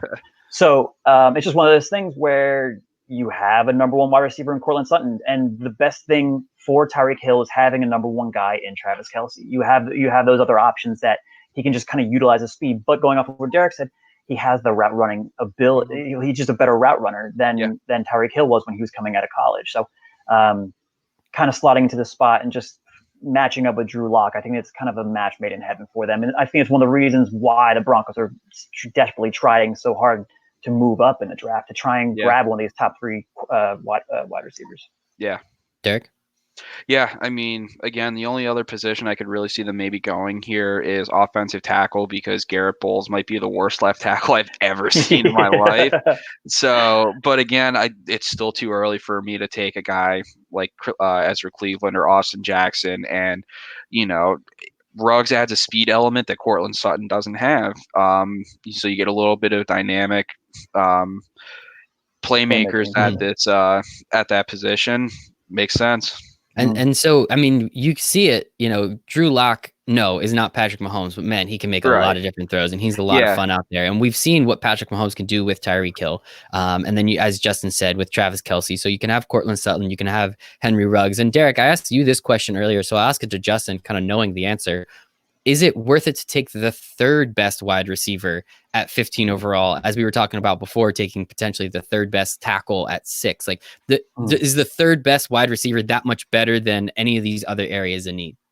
I think he's a little bit different just because he has this speed factor that some of these other guys don't have. And yes, I mean, you have Brandon Ayuk and you have some other wide receivers who are just incredibly fast. But Henry Ruggs has the route running and the route tree to come with it, plus coming from a great offense in Alabama. So that kind of pushes him up a little bit. And that's why, yes, you have a 1B and a 1C, or 1A and 1B in CeeDee Lamb and Jerry Jeudy, but Henry Ruggs is kind of right there. And then there's not much of a drop off. Yeah, and then I'll say into that 4th slot you have Justin Jefferson. So you have this top 4 of these incredible elite wide receivers, and then there's a little bit of a drop off. It's not too much. It kind of depends on what kind of a receiver you're looking for, but I think that this is kind of the best fit. This is the one that they're trading up for. Like they would obviously love CeeDee Lamb, Jerry Jeudy, but this is the kind of receiver that they need to kind of push their offense to the next level.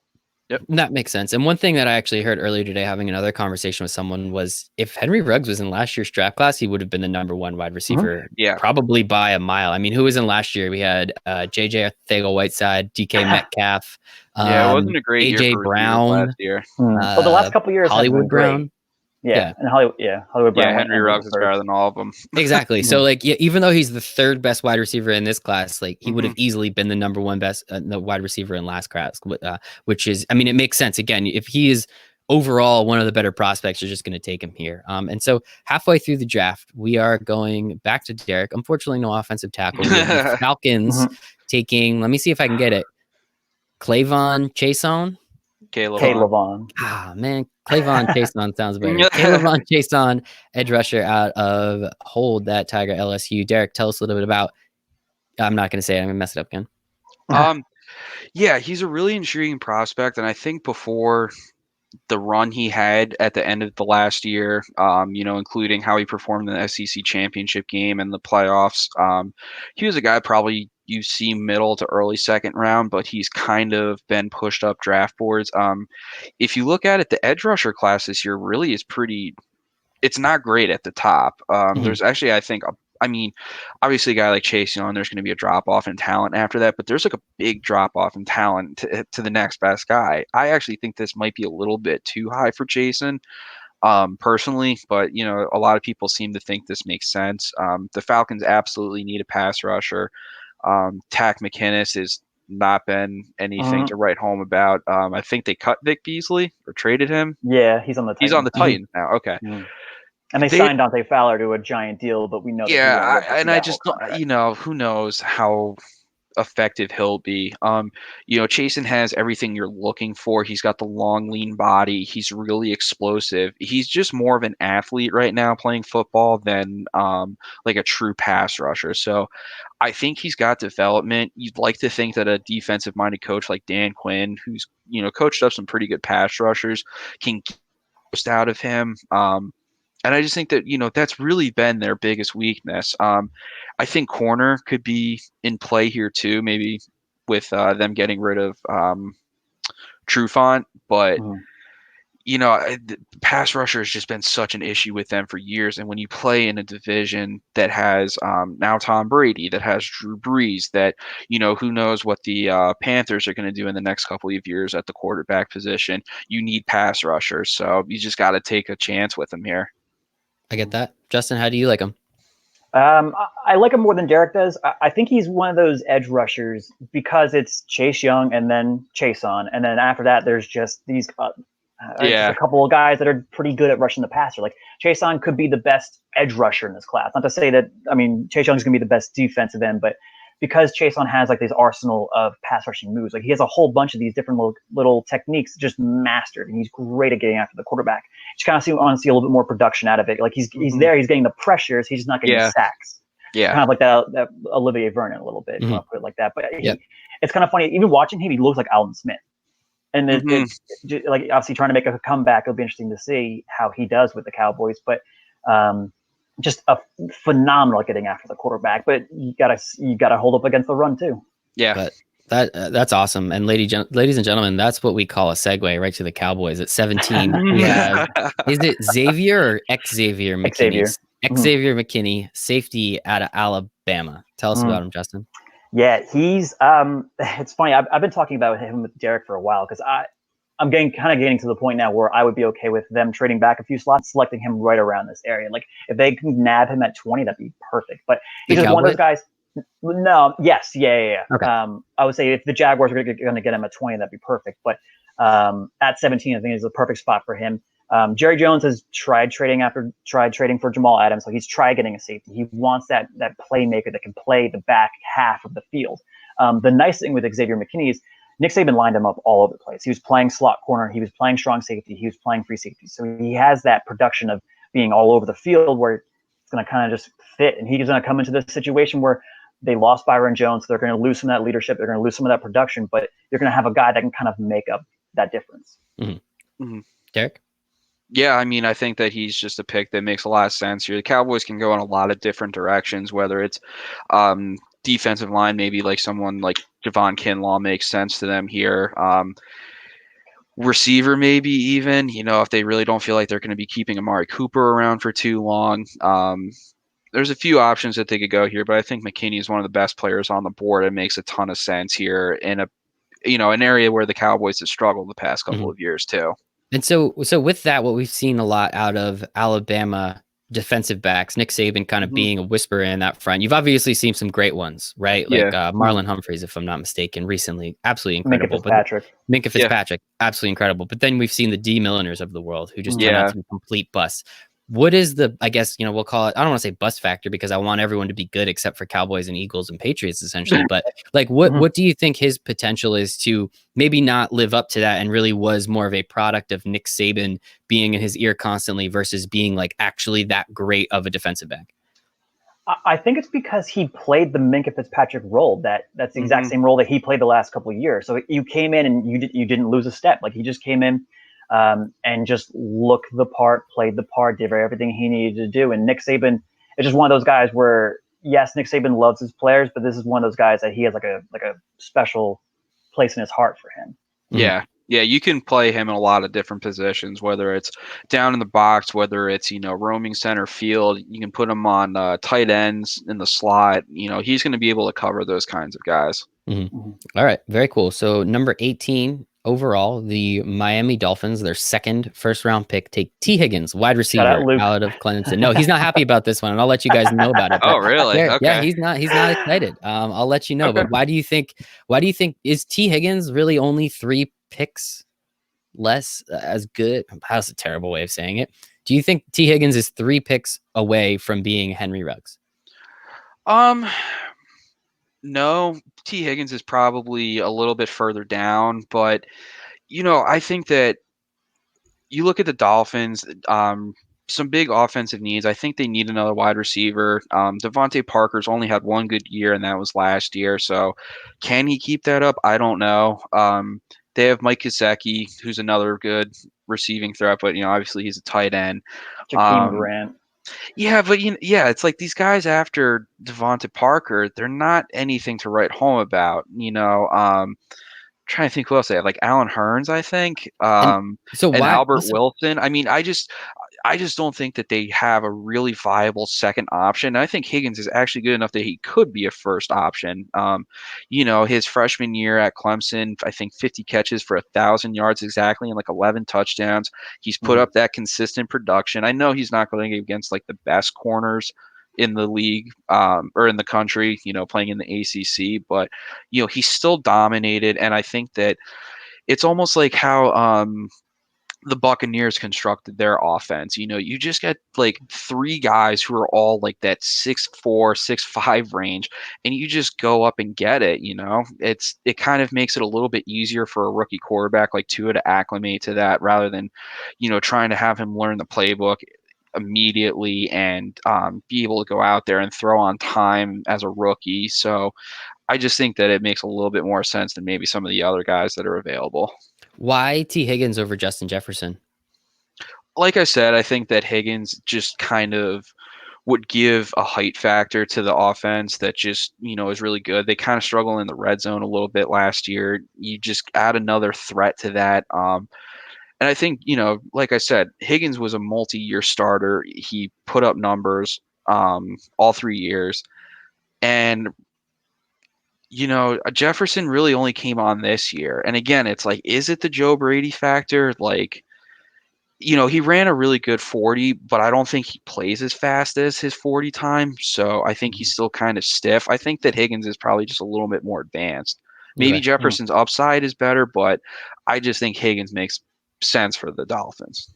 The one thing I would say about this pick is you won't see it mocked in too many spots, but you won't find this big of a receiver later in the draft. Like, you're going to find a lot of like these 6'1" wide receivers, but you're not going to find a guy who's 6'4" who can go up and get all those contested catches. He's going to be a red zone threat. He's going to be an instant impact wide receiver.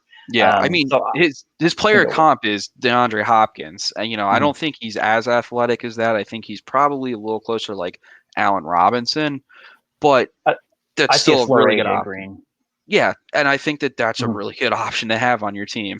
Yeah, all three of those comps would be pretty solid, especially Allen Robinson if he had a real quarterback. Man, that would be so cool. Exactly. Yeah, right. So, yeah, Luke wanted a safety, and then I think he actually left because he was so angry. He did not want a wide receiver there at all. But joke's on him. Maybe I should have invited him on here instead, but I did not. So odds are Justin Raiders, the Las Vegas Raiders. This is their second pick, if I'm not mistaken. Say CJ Henderson, cornerback out of the University of Florida. Tell us about him, Justin. Yeah. He's the best athlete playing cornerback in this year's draft. Obviously, you have Okudah, who's in a league of his own. But Henderson, his coverage ability is just as good, if not better, than Okudah's. His biggest knock, and it's always going to be one of those things. It's going to be, how hard does he want to play? How physical is he going to get? Is he going to come up? Is he going to tackle? Because Gruden won't put up with that. He wants you in there. He wants you. That's one of the reasons why I almost thought of even not taking Henderson here and going with an AJ Terrell out of Clemson, just because Mayock and Gruden love those kids out of Clemson. But I think for the fact that you can take Henderson and you can put him on an island and he can kind of do his thing, I think it's a match made in heaven for them. Yeah, I agree. I think that this is a really good pick. He is just one of those guys that wants to be challenged. He wants to go against the best and be on an island, and he's got the ability to do it. It's just, like you said, will his personality's kind of got like that Deion Sanders reluctance to come up and make a tackle. But, as Deion said, you don't pay cornerbacks to tackle. So look good, feel good, play good, man. Doesn't get paid. Like, it would be really, just the way the mock has kind of come down. It would be awesome to see CeeDee Lamb against CJ Henderson in practice. Like, it's not they're going to make each other better. It's just one of those things that if this is the kind of the way that their draft unfolded, then I think that they would be pretty ecstatic about it. I think that would be pretty interesting. So we're getting down to it. I mean, at this point, we're projecting a lot, right? We already got a lot of the picks ahead of this wrong, just because that's how it works. There's going to be a lot of trades. There's going to be a lot of stuff that goes on. But I mean, at this point, you're really looking at position, who's left, and the fit, and what really the team needs, in my opinion. So you guys tell me if I'm wrong there. But 20. So this is Derek. So we'll absolutely have Justin comment on this. He said he was pretty high on this guy. So Jacksonville Jaguars take Javon Kinlaw, defensive tackle out of South Carolina. Yeah, and just to clarify, these picks are what we would do if we were the GM for each team. So I'll take responsibility for some of the craziness of it. But yeah, kind of we talked about Kinlaw a little bit when we talked about Derek Brown. first of all, if you haven't like read this dude's story, you absolutely have to check it out. Essentially, he was like homeless and just had a pretty terrible life growing up until he got to South Carolina. He had to go like through the JUCO route, and he just is a guy you really kind of want to root for. But he is incredibly athletic. I think if he was more developed as a football player, there would be almost no doubt that he goes in the top 5 to 7 picks. He's really scheme versatile. He can play defensive tackle or on obvious pass rushing situations. He can kick outside. And, the Jaguars do need some help. They've invested a little bit into well, Justin would know this probably better than I do, but Taven Bryan, I don't think has worked out at all. You don't have Marcel Darius anymore, correct? Yeah. So, yeah. So, a guy like Kinlaw can come in, really make a pretty big impact from day one. And he's just a guy that he has a lot of upside, and you just are tantalized by his skill set, and if you can get the most out of him, you've got a Pro Bowl player. Yeah, I think he's the best pass rushing defensive tackle you're going to find in this draft. Yeah. And it's funny because the drop off from the top 2 defensive tackles to the next one it's massive. Like you're not going to find a guy like this later in the draft. No. Whereas with wide receiver, with the way how deep the wide receiver class and the cornerback class in this draft, it just won't happen. So you take the best player available, which I think is Javon Kinlaw, and I would honestly be okay with him taking him at 9, just because I think he's that much of an impact starter. Yeah. And you always just need defensive linemen. You just want to load up on them. Yeah, but one of the things though, and I understand Taven Bryan hasn't played well, but at some point last year, something kind of clicked with him, and I'm not sure if it's a little bit of a position change. Because he started playing a little bit more 3 technique instead of 5 technique. So they were playing him a little more inside than outside, which is kind of what he was doing at Florida. Right. When he was such a high recruit or high prospect. So I think that this would almost make sense because they also lost Calais Campbell. So they can kind of kick Kinlaw out a little bit and kind of play that big defensive end a little bit. And then when they need to, you move them inside or vice versa. Yeah, exactly. I think that would kind of work out for them. Yeah, it's definitely one of those things where he's versatile. He's not a tweener. And that's a really important distinction to make with these kinds of guys. And you always want versatile guys. You always want pass rushers. As we talked about multiple times this, you need a quarterback, and then offensive and defensive line. And then, as we've been talking a little bit about cornerbacks as well, because of how much they throw it. So the opposite of a cornerback, in my opinion, is a wide receiver. And that is the Eagles. Thank you, guys. The Eagles taking Justin Jefferson, wide receiver, out of LSU, which was it was the Oklahoma State or the Oklahoma game where he had like 4 touchdowns or something ridiculous in like the first half. It felt like, I don't think it was, but it felt like the first half they dropped almost 70 points. Tell us a little bit about Justin Jefferson. He looks like Greg Jennings, and it's kind of funny because you watch him and you're like, whoa, okay, there's that. He's masterful at route running. Like he's great at getting open, and it could be one of those things where it kind of comes back to Joe Brady a little bit and just the way he schemed everything. But I mean, Jefferson looks the part, and the Eagles are so desperate for wide receivers right now that they will literally take anybody as long as they can ship the anonymous source of Alshon Jeffrey out of here. Yeah. Derek?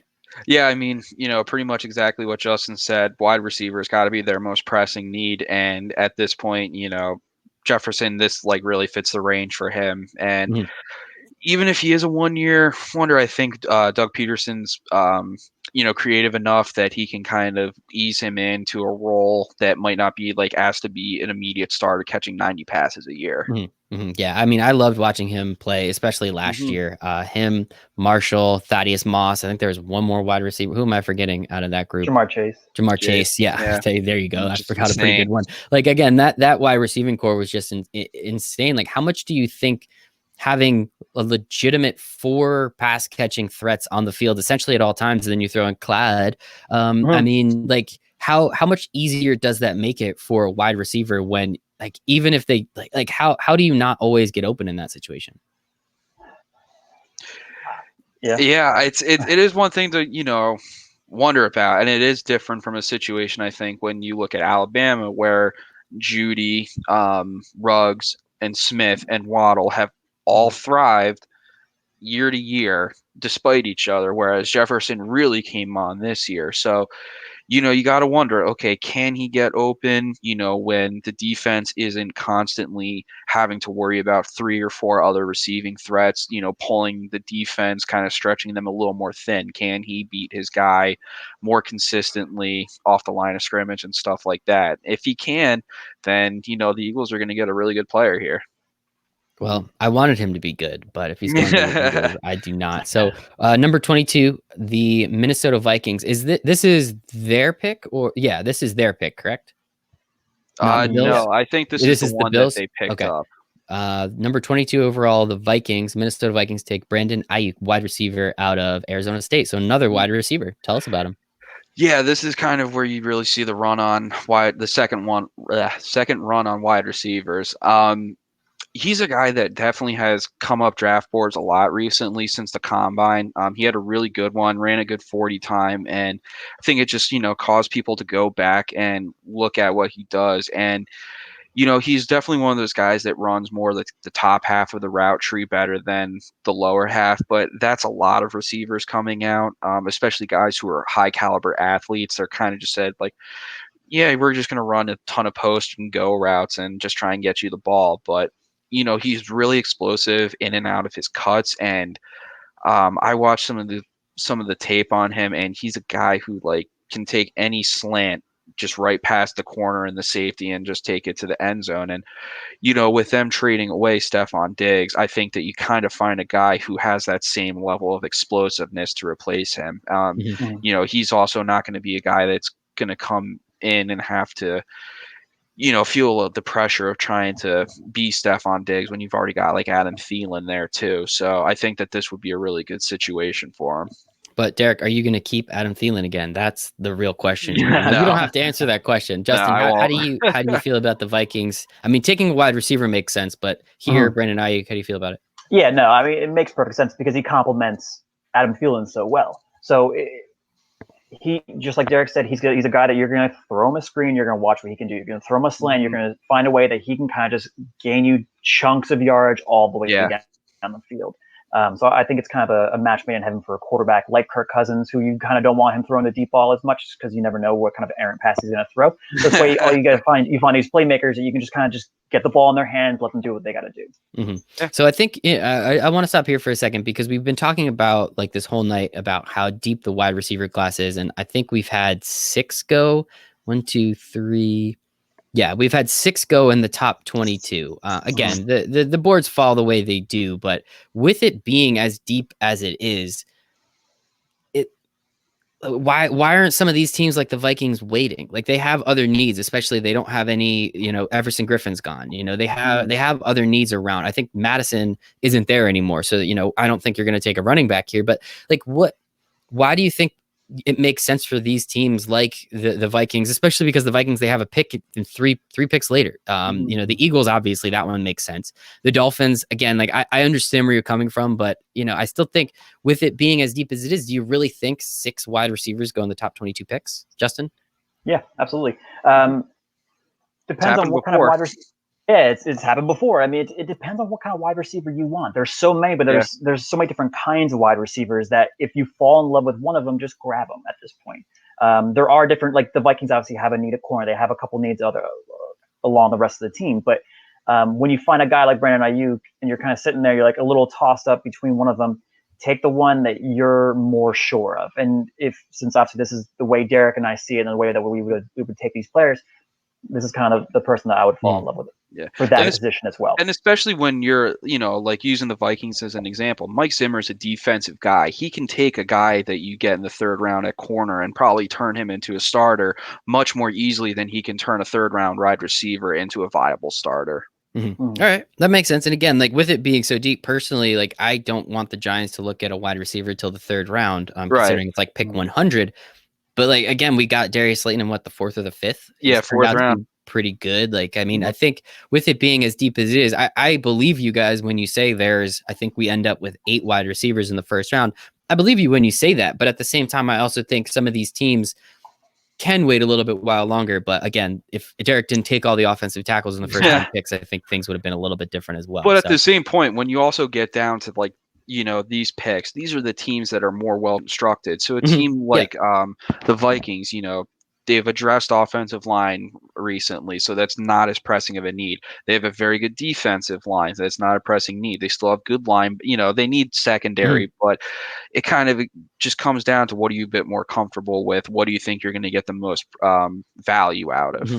That makes sense. I do believe wide receivers, I mean, you obviously need them, and I think they're more the icing on the cake kind of thing. Like if you, as you said, if you're well constructed, these teams down here, aside from really like the Dolphins, sorry, Luke, I think a lot of the teams down here are well constructed. And if they grab one of those wide receivers that can actually do something almost, I don't want to say put them over the top, but bring them that much closer, I think it makes a lot more sense. But again, those top three guys would have been the first, wide receiver taken in many of the other drafts we've seen. So I think it's really interesting. So here's a fun one.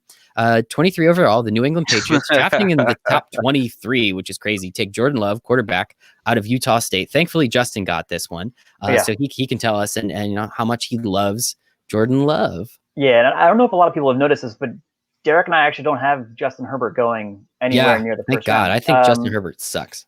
Yeah, and we've been under the same impression that we're just not fans of him. Like, yes, he's got the size. Cool. All right, what else? I watch him throw these deep balls, and it's so errant. And you're like, where the hell is he throwing this football? Like, why is it like 6 yards? Like, did he forget the route and he thought that the receiver was going to kind of cut it off a little bit sooner? Or was he just that bad at the throw? I've been on the Jordan Love hype train for months now, probably since like November. Just like watching him play in certain games, you're like, all right, I see the Patrick, and you don't want to compare him to another player, but you see those Patrick Mahomes type of throws where he drops back and all of a sudden, like he will kind of like start moving over to the right, move over to the left, kind of get out of the pocket, and all of a sudden he just throws this absolute dime to one of these players. And one of the biggest knocks on him is his production from 2018 and 2019. If he would have come out in 2018, I don't think he was eligible to come out in 2018. He would have been a first round pick. So kind of you're kind of going off of that production from last year just because they lost, 8 offensive players between graduation and the draft. I don't think Utah State gets a whole lot of players drafted, but he's not playing with great competition. So you kind of throw him into a position where Belichick saw what Andy Reid did. And it's one of those things because Andy Reid, I think he said in a statement, he's going to keep coaching for the next 10 years because he has Patrick Mahomes for the next 10 years. Yeah. If Bill Belichick finds his Patrick Mahomes, we're going to see Belichick coach until his 80s. Not literally, but one of those things where he's going to keep coaching for as long as he wants to because he has that phenom at quarterback. And I think, it makes sense. Again, you're right, like, you don't want to compare him to Patrick Mahomes, but it's just he has, Justin has loved this guy. Yeah, he has something. Now, Derek, I know you're not as super high on him, so tell us why and what you've seen that kind of almost not combats, but the opposite side of the coin that what Justin has been talking about. Yeah, this has been one of the more heated debates between Justin and I that we've had in the last couple of years, actually. I understand where Justin's coming from. You watch his film and you definitely see the Patrick Mahomes tendencies, like the way he just kind of carries himself in the pocket. His arm talent's really, really impressive. He can make throws on the run, and he just kind of has like that moxie to him. But for me, I'm a little bit more of the belief that the most important trait for a quarterback is how they mentally process the game. And, he put up impressive numbers in his in 2018 at Utah State because Utah State ran a offense that was very similar to what Oregon ran when they had Marcus Mariota. And I was not big on Mariota coming out of college for that exact reason. It was a simple offense that basically took no effort. It was one read, get rid of the ball or run. And I just, then between the years, he does lose some production, but they also go to a new offensive coordinator who runs a more sophisticated pro style offense, with the pro concepts. And he really struggled. I watched a few of his games, and there are times when he just stared down a linebacker and threw it directly to them for an interception. And, it's just, if you can't have a good mental grasp of the game coming out of college, you're already so far behind the 8 ball. And I think his skill set is very tantalizing, but I just don't know if I can take that in the first round. You know, I get it. The Patriots definitely need a quarterback. They're kind of screwed with just like Stidham or Brian Hoyer, but does Jordan Love necessarily get them back to the playoffs? I don't think so. I think that they're better off maybe trying to look elsewhere. Justin? I think as long as he has some time to sit and process everything, he can become a great quarterback. It's just going to be a matter of like just his mental aptitude and how he kind of handles everything, how he handles reading the defense, and that's where the Bill Belichick, just him being as his coach, can come into this, because Belichick weekly would have a meeting with Tom Brady, and he would go over and be like, okay, this is the defensive scheme that the Cleveland Browns are going to run this week. What would you do on this play? What kind of option route would you motion to this wide receiver? Right. So I think that this is the perfect spot. It's either here or the next pick with the Saints. Okay. The two perfect spots for Jordan Love to sit down and become the best quarterback in this draft. And that makes sense. I think anybody that goes to the Patriots, though, right? Like Bill Belichick for whatever reason, he does this a million times better than everybody else. He plays to the player's strength. Like, oh, what do you do well? Okay, cool. This is what you'll do. Tom Brady, you can throw the ball and process the play in under 2 seconds. Perfect. Let's just constantly do that over and over and over again. I don't think the offense is going to look the same if, Jordan Love is there, or if Jarrett Stidham there, whoever is the quarterback. But again, I'd have to agree with Justin there. And I would be remiss to say, I didn't realize that people are actually commenting on this, which is kind of funny. They're all our friends, which is nice. Nick says he wished the Rams had a pick this round. Don't we all, Nick? Have fun in 2026. That'll be fun. Pat Smith actually said, "Oh no, okay." Pat Smith heard that Aaron Donald is getting traded for a first round pick, so that Nick might have something. Chris Jones is very happy with the Eagles pick. Shout out, Chris Jones. Let's see his TikTok videos everywhere. Luke is still complaining about the Dolphins taking T. Higgins, and it's literally been like 20 minutes since then. And Nick is he's got another pick coming up. Yeah, well, probably be another. It'll probably be another wide receiver. And Nick is actually kind of confused by all the wide receivers in the first round, like I am. So shout out to all our friends that are hanging out with us tonight.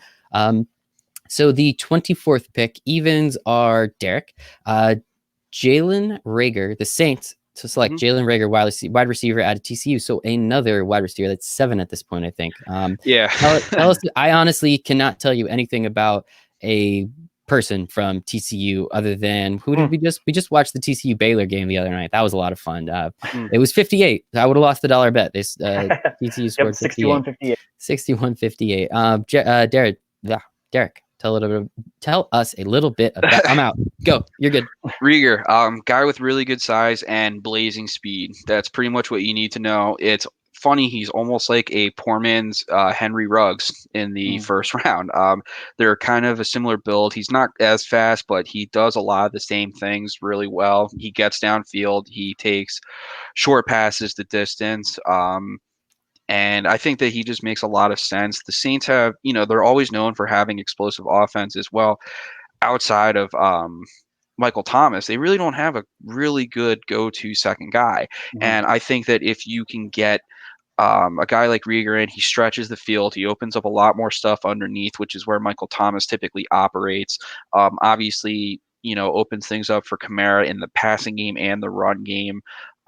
He's explosive enough that you can give him the ball in a variety of ways and he can make things happen with it. So you're just like trying to add a little more oomph to this offense to help them get over the hump, because, in the games that they've lost in the playoffs, they've only put up like 20 points. You're used to them constantly putting up 30 points. So I think they just need to add another piece for Drew Brees' last go around. And they did bring in Emmanuel Sanders, so that is going to kind of help them. But once again, he's kind of over the middle of the field. One of my favorite things about Reagor, and I understand why people wouldn't exactly know who he is, just because in his career he put up like by year it was like 500 receiving yards, 1,000 receiving yards, and 700 receiving yards. 30% of the passes thrown his way were deemed accurate passes. So it was because his quarterback play has just been horrendous. So if 30, he was playing 30%, 30% were accurate. Whoa, so I mean 70% inaccuracy at him thrown towards his way. So I understand why people might not understand or know who he is yet, but don't worry, and he did have some issues with drops too.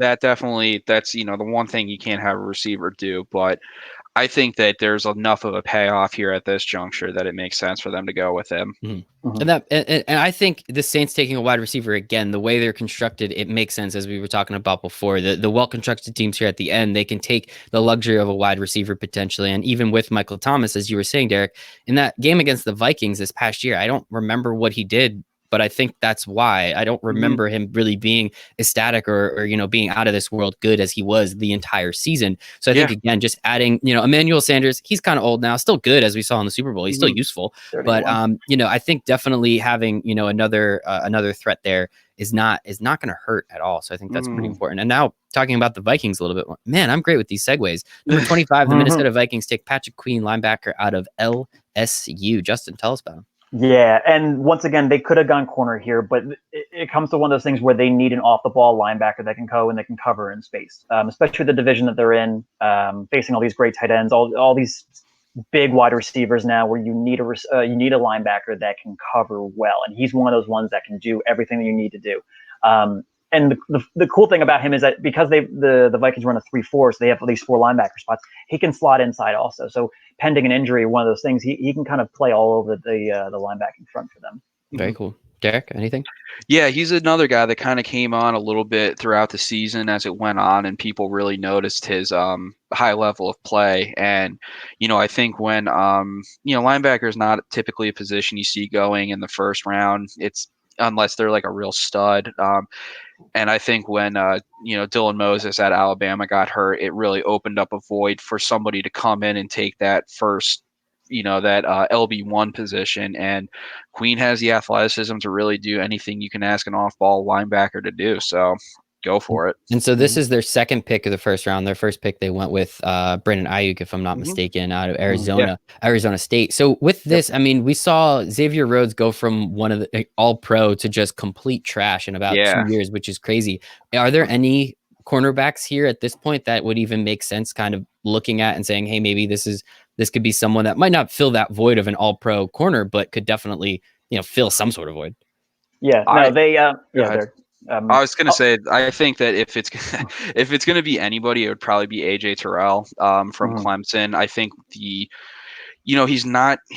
a really good athlete. He's not as athletic as like CJ Henderson or Okuda, but he's got like that 6'1", 6'2", really long frame that Mike Zimmer looks for in guys like Xavier Rhodes or Trey Waynes, who they drafted like 5 years ago at this point. So I think that would probably be another likely candidate here.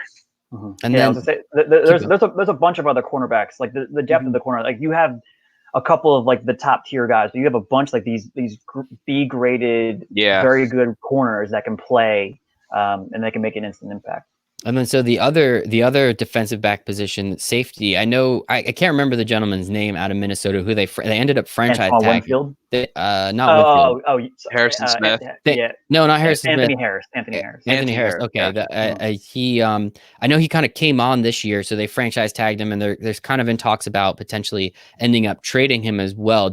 Are there any other safeties that, again, because I mean their team has just been decimated by people leaving the last couple of years. Grant Delpit's probably the only other number option. one. I mean, there's him. There's Antoine Winfield Jr. from Minnesota, which is kind of who I thought you were referring to. There's also this other kid, Ashton Davis, out of California. He's by far my favorite prospect in this draft. Just like a true free safety. He's that ball hawking. He's just like a poor man's Earl Thomas. So I'm super excited. I mean, he's going to go somewhere between the mid second to early third round. But just a little too high to take him here, where you can get other players like Patrick Queen. Makes sense. Yeah, the Vikings, I think they're also primed to move back. 2 picks in the 22 and 25. Usually, teams end up taking one of those, moving back a little bit further, picking up some more capital and seeing what they can do with it. So I'm kind of curious what they do there. And for the Dolphins, 3rd pick of the 4th round, 26th overall, they take AJ Epinesa, defensive end from Iowa. Some people think he is one of the top 2 or 3. I think we have him 3rd as defensive end / edge rusher. Derek, tell us a little about AJ, and I'll wait for Luke to complain. Epinesa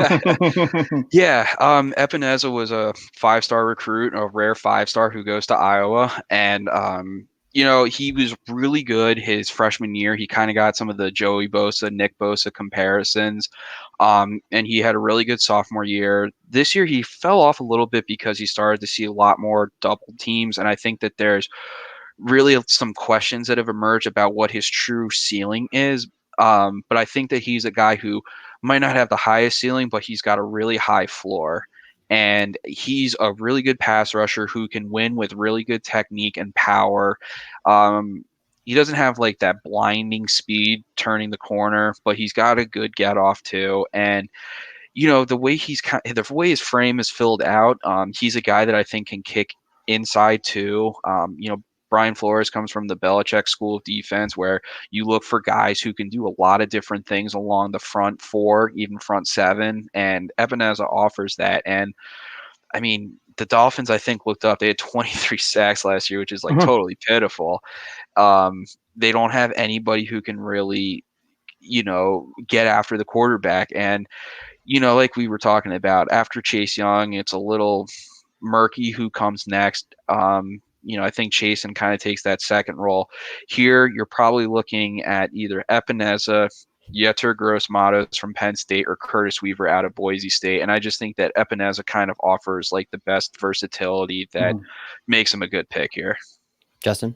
Yeah, I would say scheme versatility. And like Derek said, he comes from the Bill Belichick coaching tree. So you take a player and sometimes they don't have a defined role, but you're going to find a role for him. Yeah. And yes, they did bring a couple guys. Like they drafted Christian Wilkins last year. They brought in Kyle Van Noy, Shaq Lawson. So they have some guys. So their pass rushing will get better. Even if they do go with Yetur Gross-Matos, they bring him in.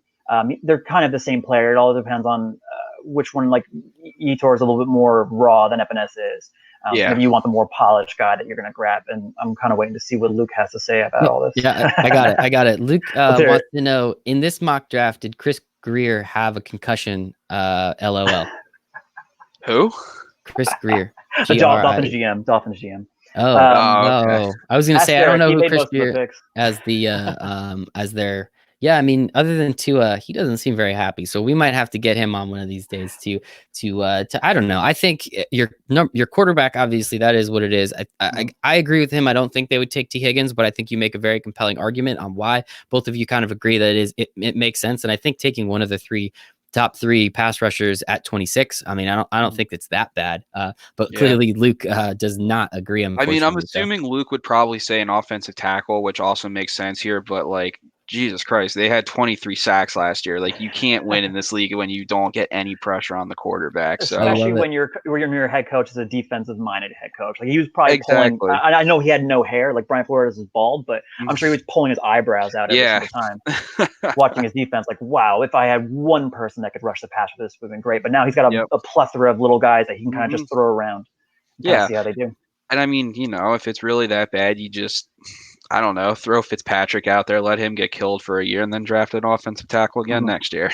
There are still some good offensive tackles, and there's some good depth that you could take in the second round. And I know that they have another early pick, so they can grab an Ezra Cleveland point there. They have 2 second-round picks, if I'm not mistaken, right? Because Bill O'Brien is allergic to a draft pick. So I think I don't know. I think he hasn't gotten back to me yet, but I think we're on a slight delay. No, he said if you're going to draft Tua, get him some protection.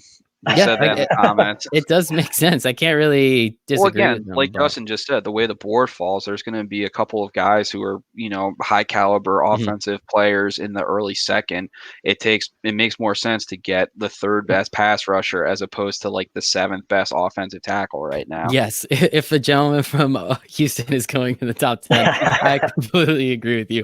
All right, so we're getting down to it. The last 2 picks, I think we only have 6 left. 27, the Seattle Seahawks take Austin Jackson, offensive tackle out of USC. I don't know if Huston is watching right now, but man, I hope he is. Justin, tell us a little bit about I told him to watch, so we'll see if he comments. All right, I hope he is.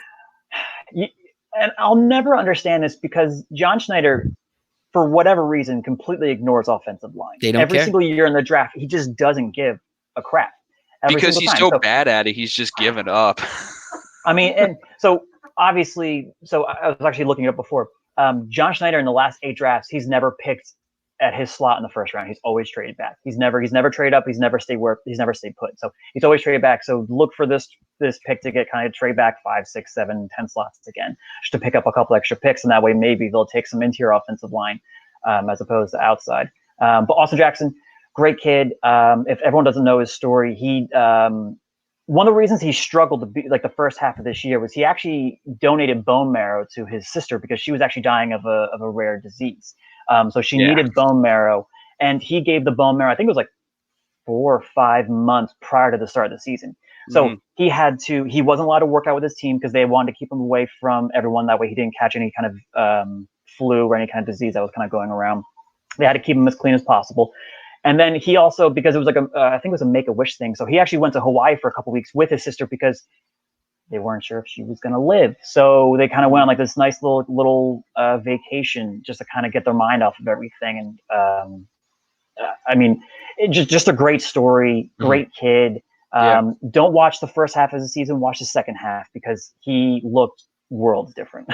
Yeah, I think it was Daniel Jeremiah or maybe Bucky Brooks that he talked to, and he said that he played like the first 6 games at about 70% because he was still recovering from the bone marrow transplant. So, the second half, if that's, he said that he wasn't even 100% for that. If he does reach 100%, it's going to be a really good pick for the Seahawks. Very nice. And then so we have the number 1 seed from the AFC this last year, the Baltimore Ravens, taking Kenneth Murray at 28 overall linebacker out of Oklahoma.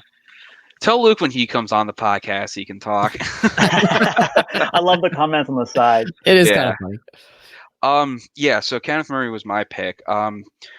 He was a guy who I thought probably would be the first linebacker taken, and then some other guys blew up. But Murray's really talented. I think over the last 2 years he had like 300 tackles or something like that. He constantly flies to the ball. He's always around it. He knows how the Don't he read really it. like keep going. I know I'm trying not to.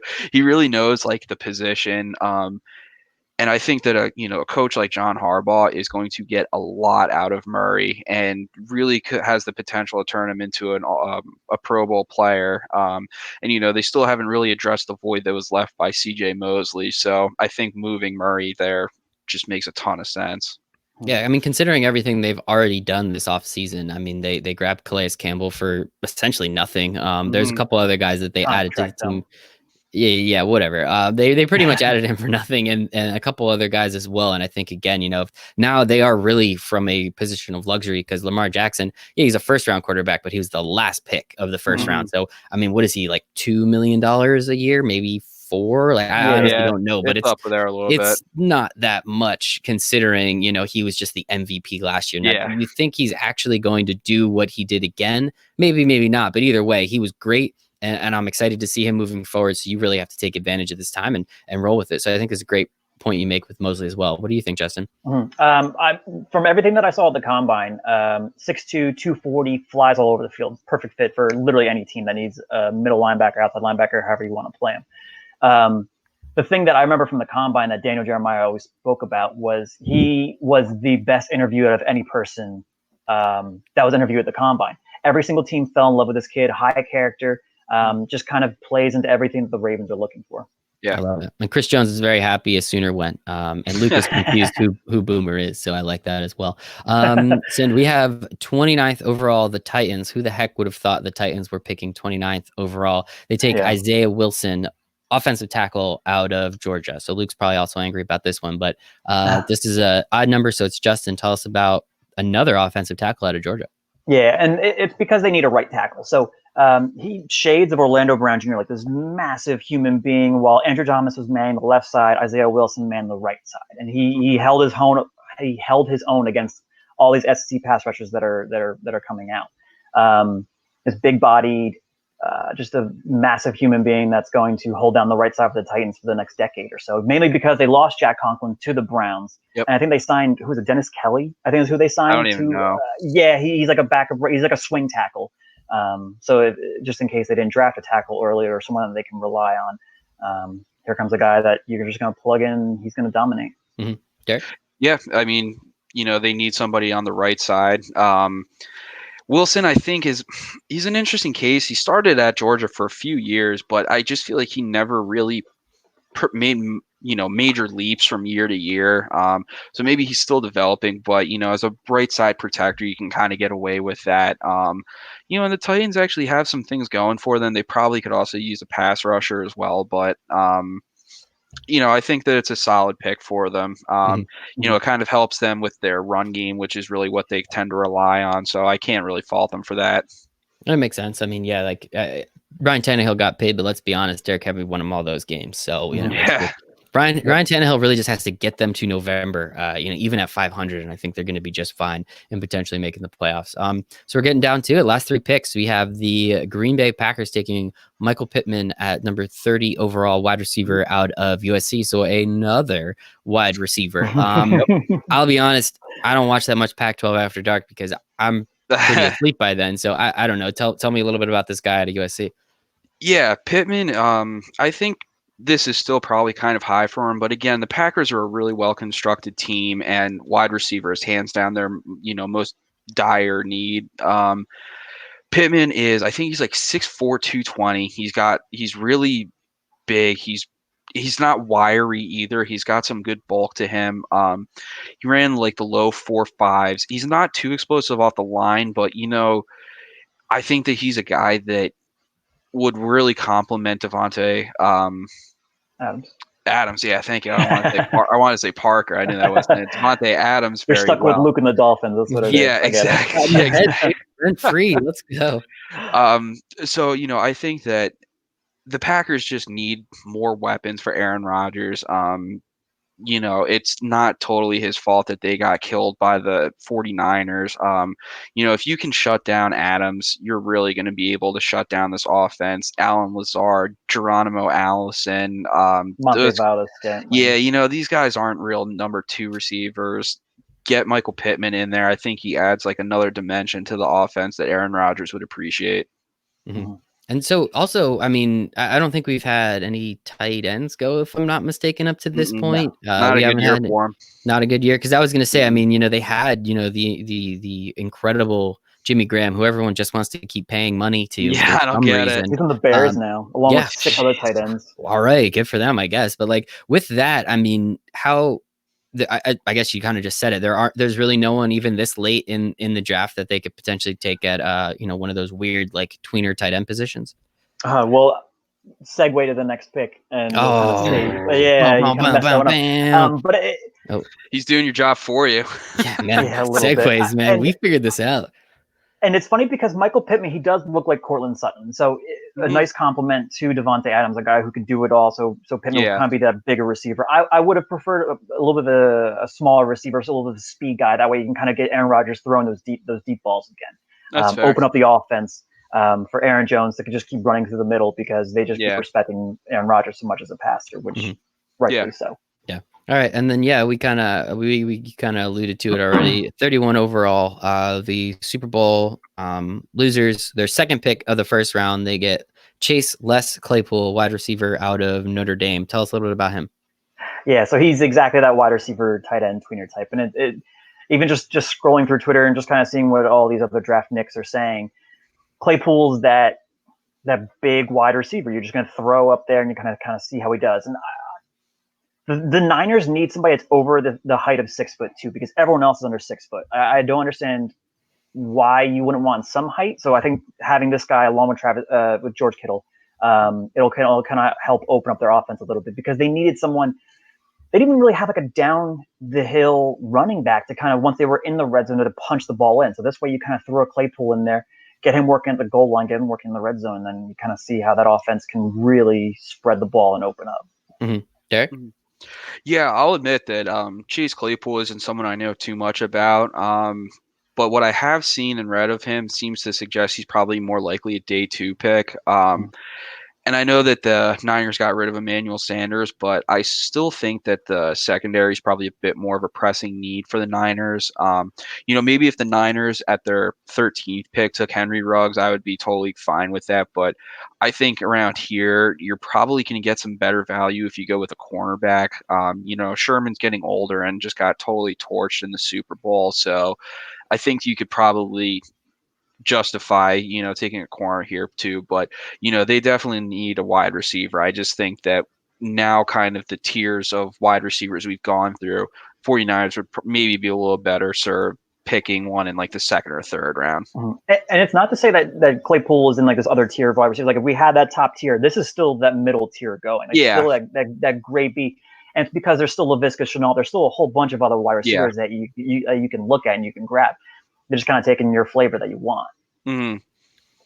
Gotta like your flavor of wide receiver.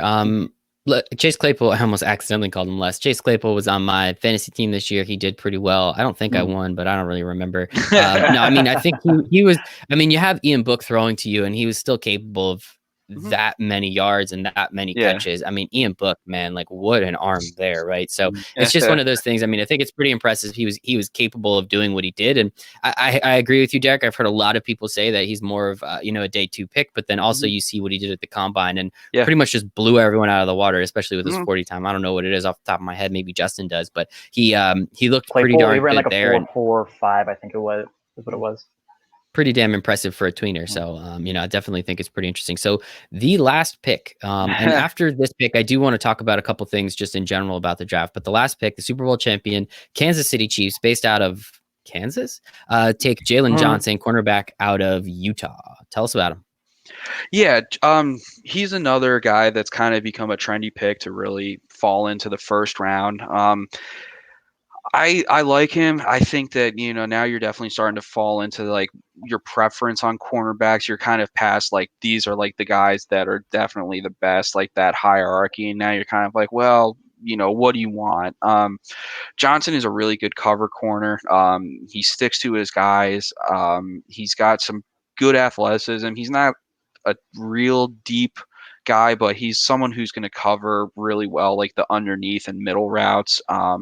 He can get a little handsy, but I think that the Chiefs kind of have a luxury pick here. They don't have too many team needs. I was kind of tempted to maybe give them like J.K. Dobbins or DeAndre Swift because I think that Andy Reid could get really creative, or like a running back that would just have that many opportunities, can do a lot of damage. But I think you saw what the Texans did to the Chiefs in the first half of that game and, how quickly the Chiefs fell behind. And I think that that's kind of exposed that this, the secondary of the Chiefs needs a little bit of work. So I think Johnson makes some good sense to them. But, there's a few other guys here like AJ Terrell or Paul Adebo from Stanford who could reasonably be taken here as well.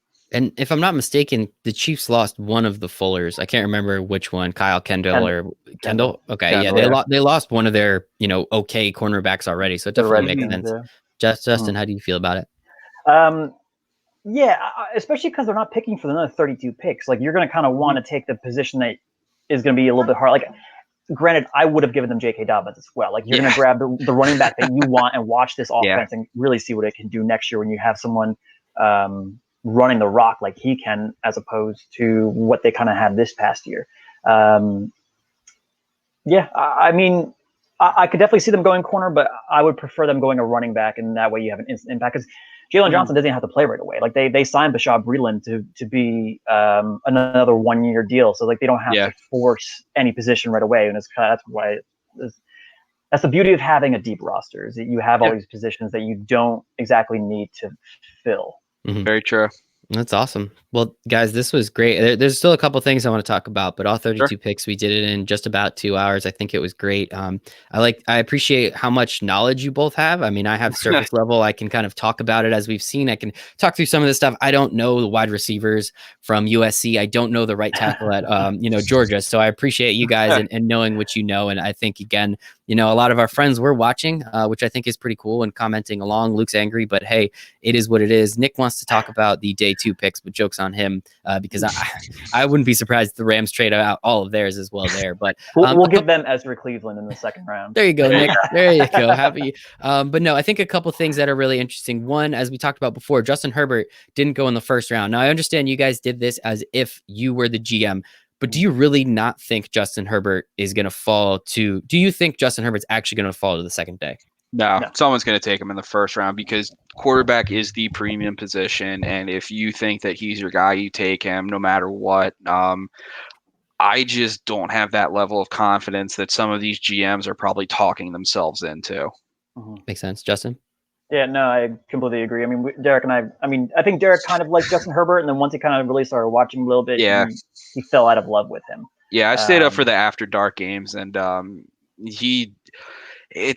don't know. He's a guy that doesn't handle the pass rush well, and that only gets exacerbated at the next level. So it just worries me so much. And, he doesn't have a great, I said this to Justin the other day. I'm tired of guys getting drafted at quarterback because they look the part. And, he's got the tantalizing size, but you watch him throw the deep ball and it flutters after like 35, 45 yards. And it's like, geez, you would think a guy like that could rip it. It just loses its power. And I just don't think that there's much of a difference between taking him and maybe someone like Jacob Eason And so I think a couple of things about him personally. One, he would have gotten taken if John Elway was allowed, but he has Drew Lock, and I think he actually thinks he's gonna have a quarterback there. The other thing is, I think for me, the reason why I hate him so much, I think he's good. Obviously, I don't watch as much film as you guys, and I don't really study it nearly as much. I think he's good from what I have seen. I mean, I've watched enough Oregon games; they're always on at some point, But I think my expectations for him were so much higher that even though it only comes down a little bit, I still feel very underwhelmed because I feel like, again, he looks the part. He looks like he should be a guy that just absolutely rips the ball. But then you see like the Rose Bowl against Wisconsin, like Wisconsin's a good defense, but there's no reason he should have had 2 picks or whatever. All his touchdowns were rushing or whatever, which was ridiculous. So, I mean, it was fun. I think he's good, but I agree. I do think he's going to go in the first round, but we will see there. Also, no running backs. So Justin said it, he thinks, somebody will go to the Chiefs. I also agree. I do think, Dobbins or even potentially Jonathan Taylor tailback out of Wisconsin, I think makes sense there. I'm not a huge fan of DeAndre Swift, but that's just a personal thing. I mean, again, is you guys drafting as GMs here? The Dolphins is one spot a lot of people do see J.K. Dobbins going to. Where do you think the first running back could potentially go, and how many do you think maximum could possibly go in the first round? The 26th pick with the Dolphins. If the Dolphins went quarterback, offensive tackle with 5 and 18, that 26th pick, you would think should be a running back because of how deep wide receiver is. They could have gotten someone else a little bit later in the second round, since they do have a couple picks on day 2. And do you think anyone like the Titans maybe could possibly grab a running back there? Because again, Derrick Henry's probably only going to be there for one more year. They're not going to want to pay him Christian McCaffrey money. We'll be interested to see how that kind of pans out, just because that'll tell us how the contract negotiations are going with the Titans and Derrick. That's a good point. Like we'll know right then and there. Like if the Titans draft a running back in the first or second round, that kind of means that Derrick Henry might be on his way out the door. Yeah, I think a couple other spots. I don't know about the Seahawks. That might be weird because Penny and Carson both got hurt. Yeah. And then also the Packers and the Chiefs, obviously, again, I think are spots where running backs can go. But there's enough that I think you're always going to find a running back in the third round. Yeah. Won't have to worry too much about that. The other thing, I mean, obviously, we've talked about it a lot too with, the wide receivers. Yes, it's one of the deeper classes, but man, you guys love these wide receivers. And it's not one of you, it is both of you. So, I mean, again, like, I think it might be a little too many. I think there's some other needs for some other teams that they'll focus on. But I mean, how do you guys? Again, do you really think 8 to 10 wide receivers are going in the first round?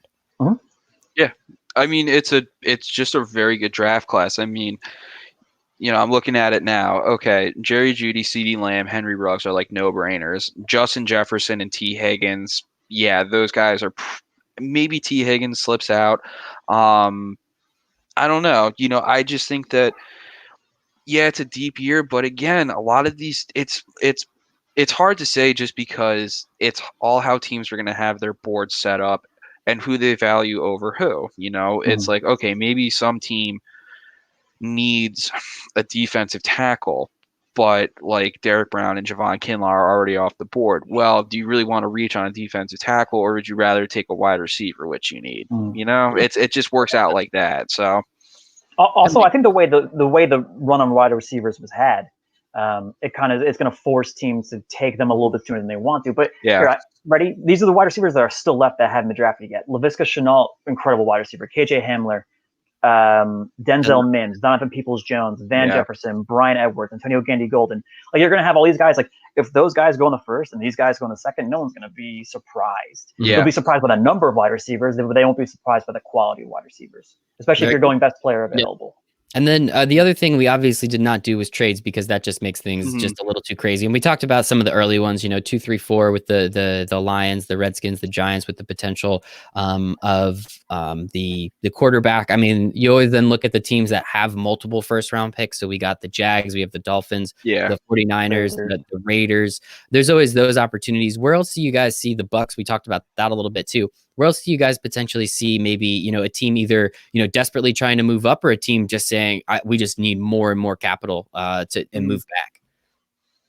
I think that's the great thing about this draft, is there's depth everywhere. Like, you're going to get some fantastic players in the second and third round. So if I'm a team drafting the top 15, why not trade back 5, 10 picks, grab another second or an early third, and then kind of see what you can do with those picks? Is there any teams in particular that you're looking at that might do something like that?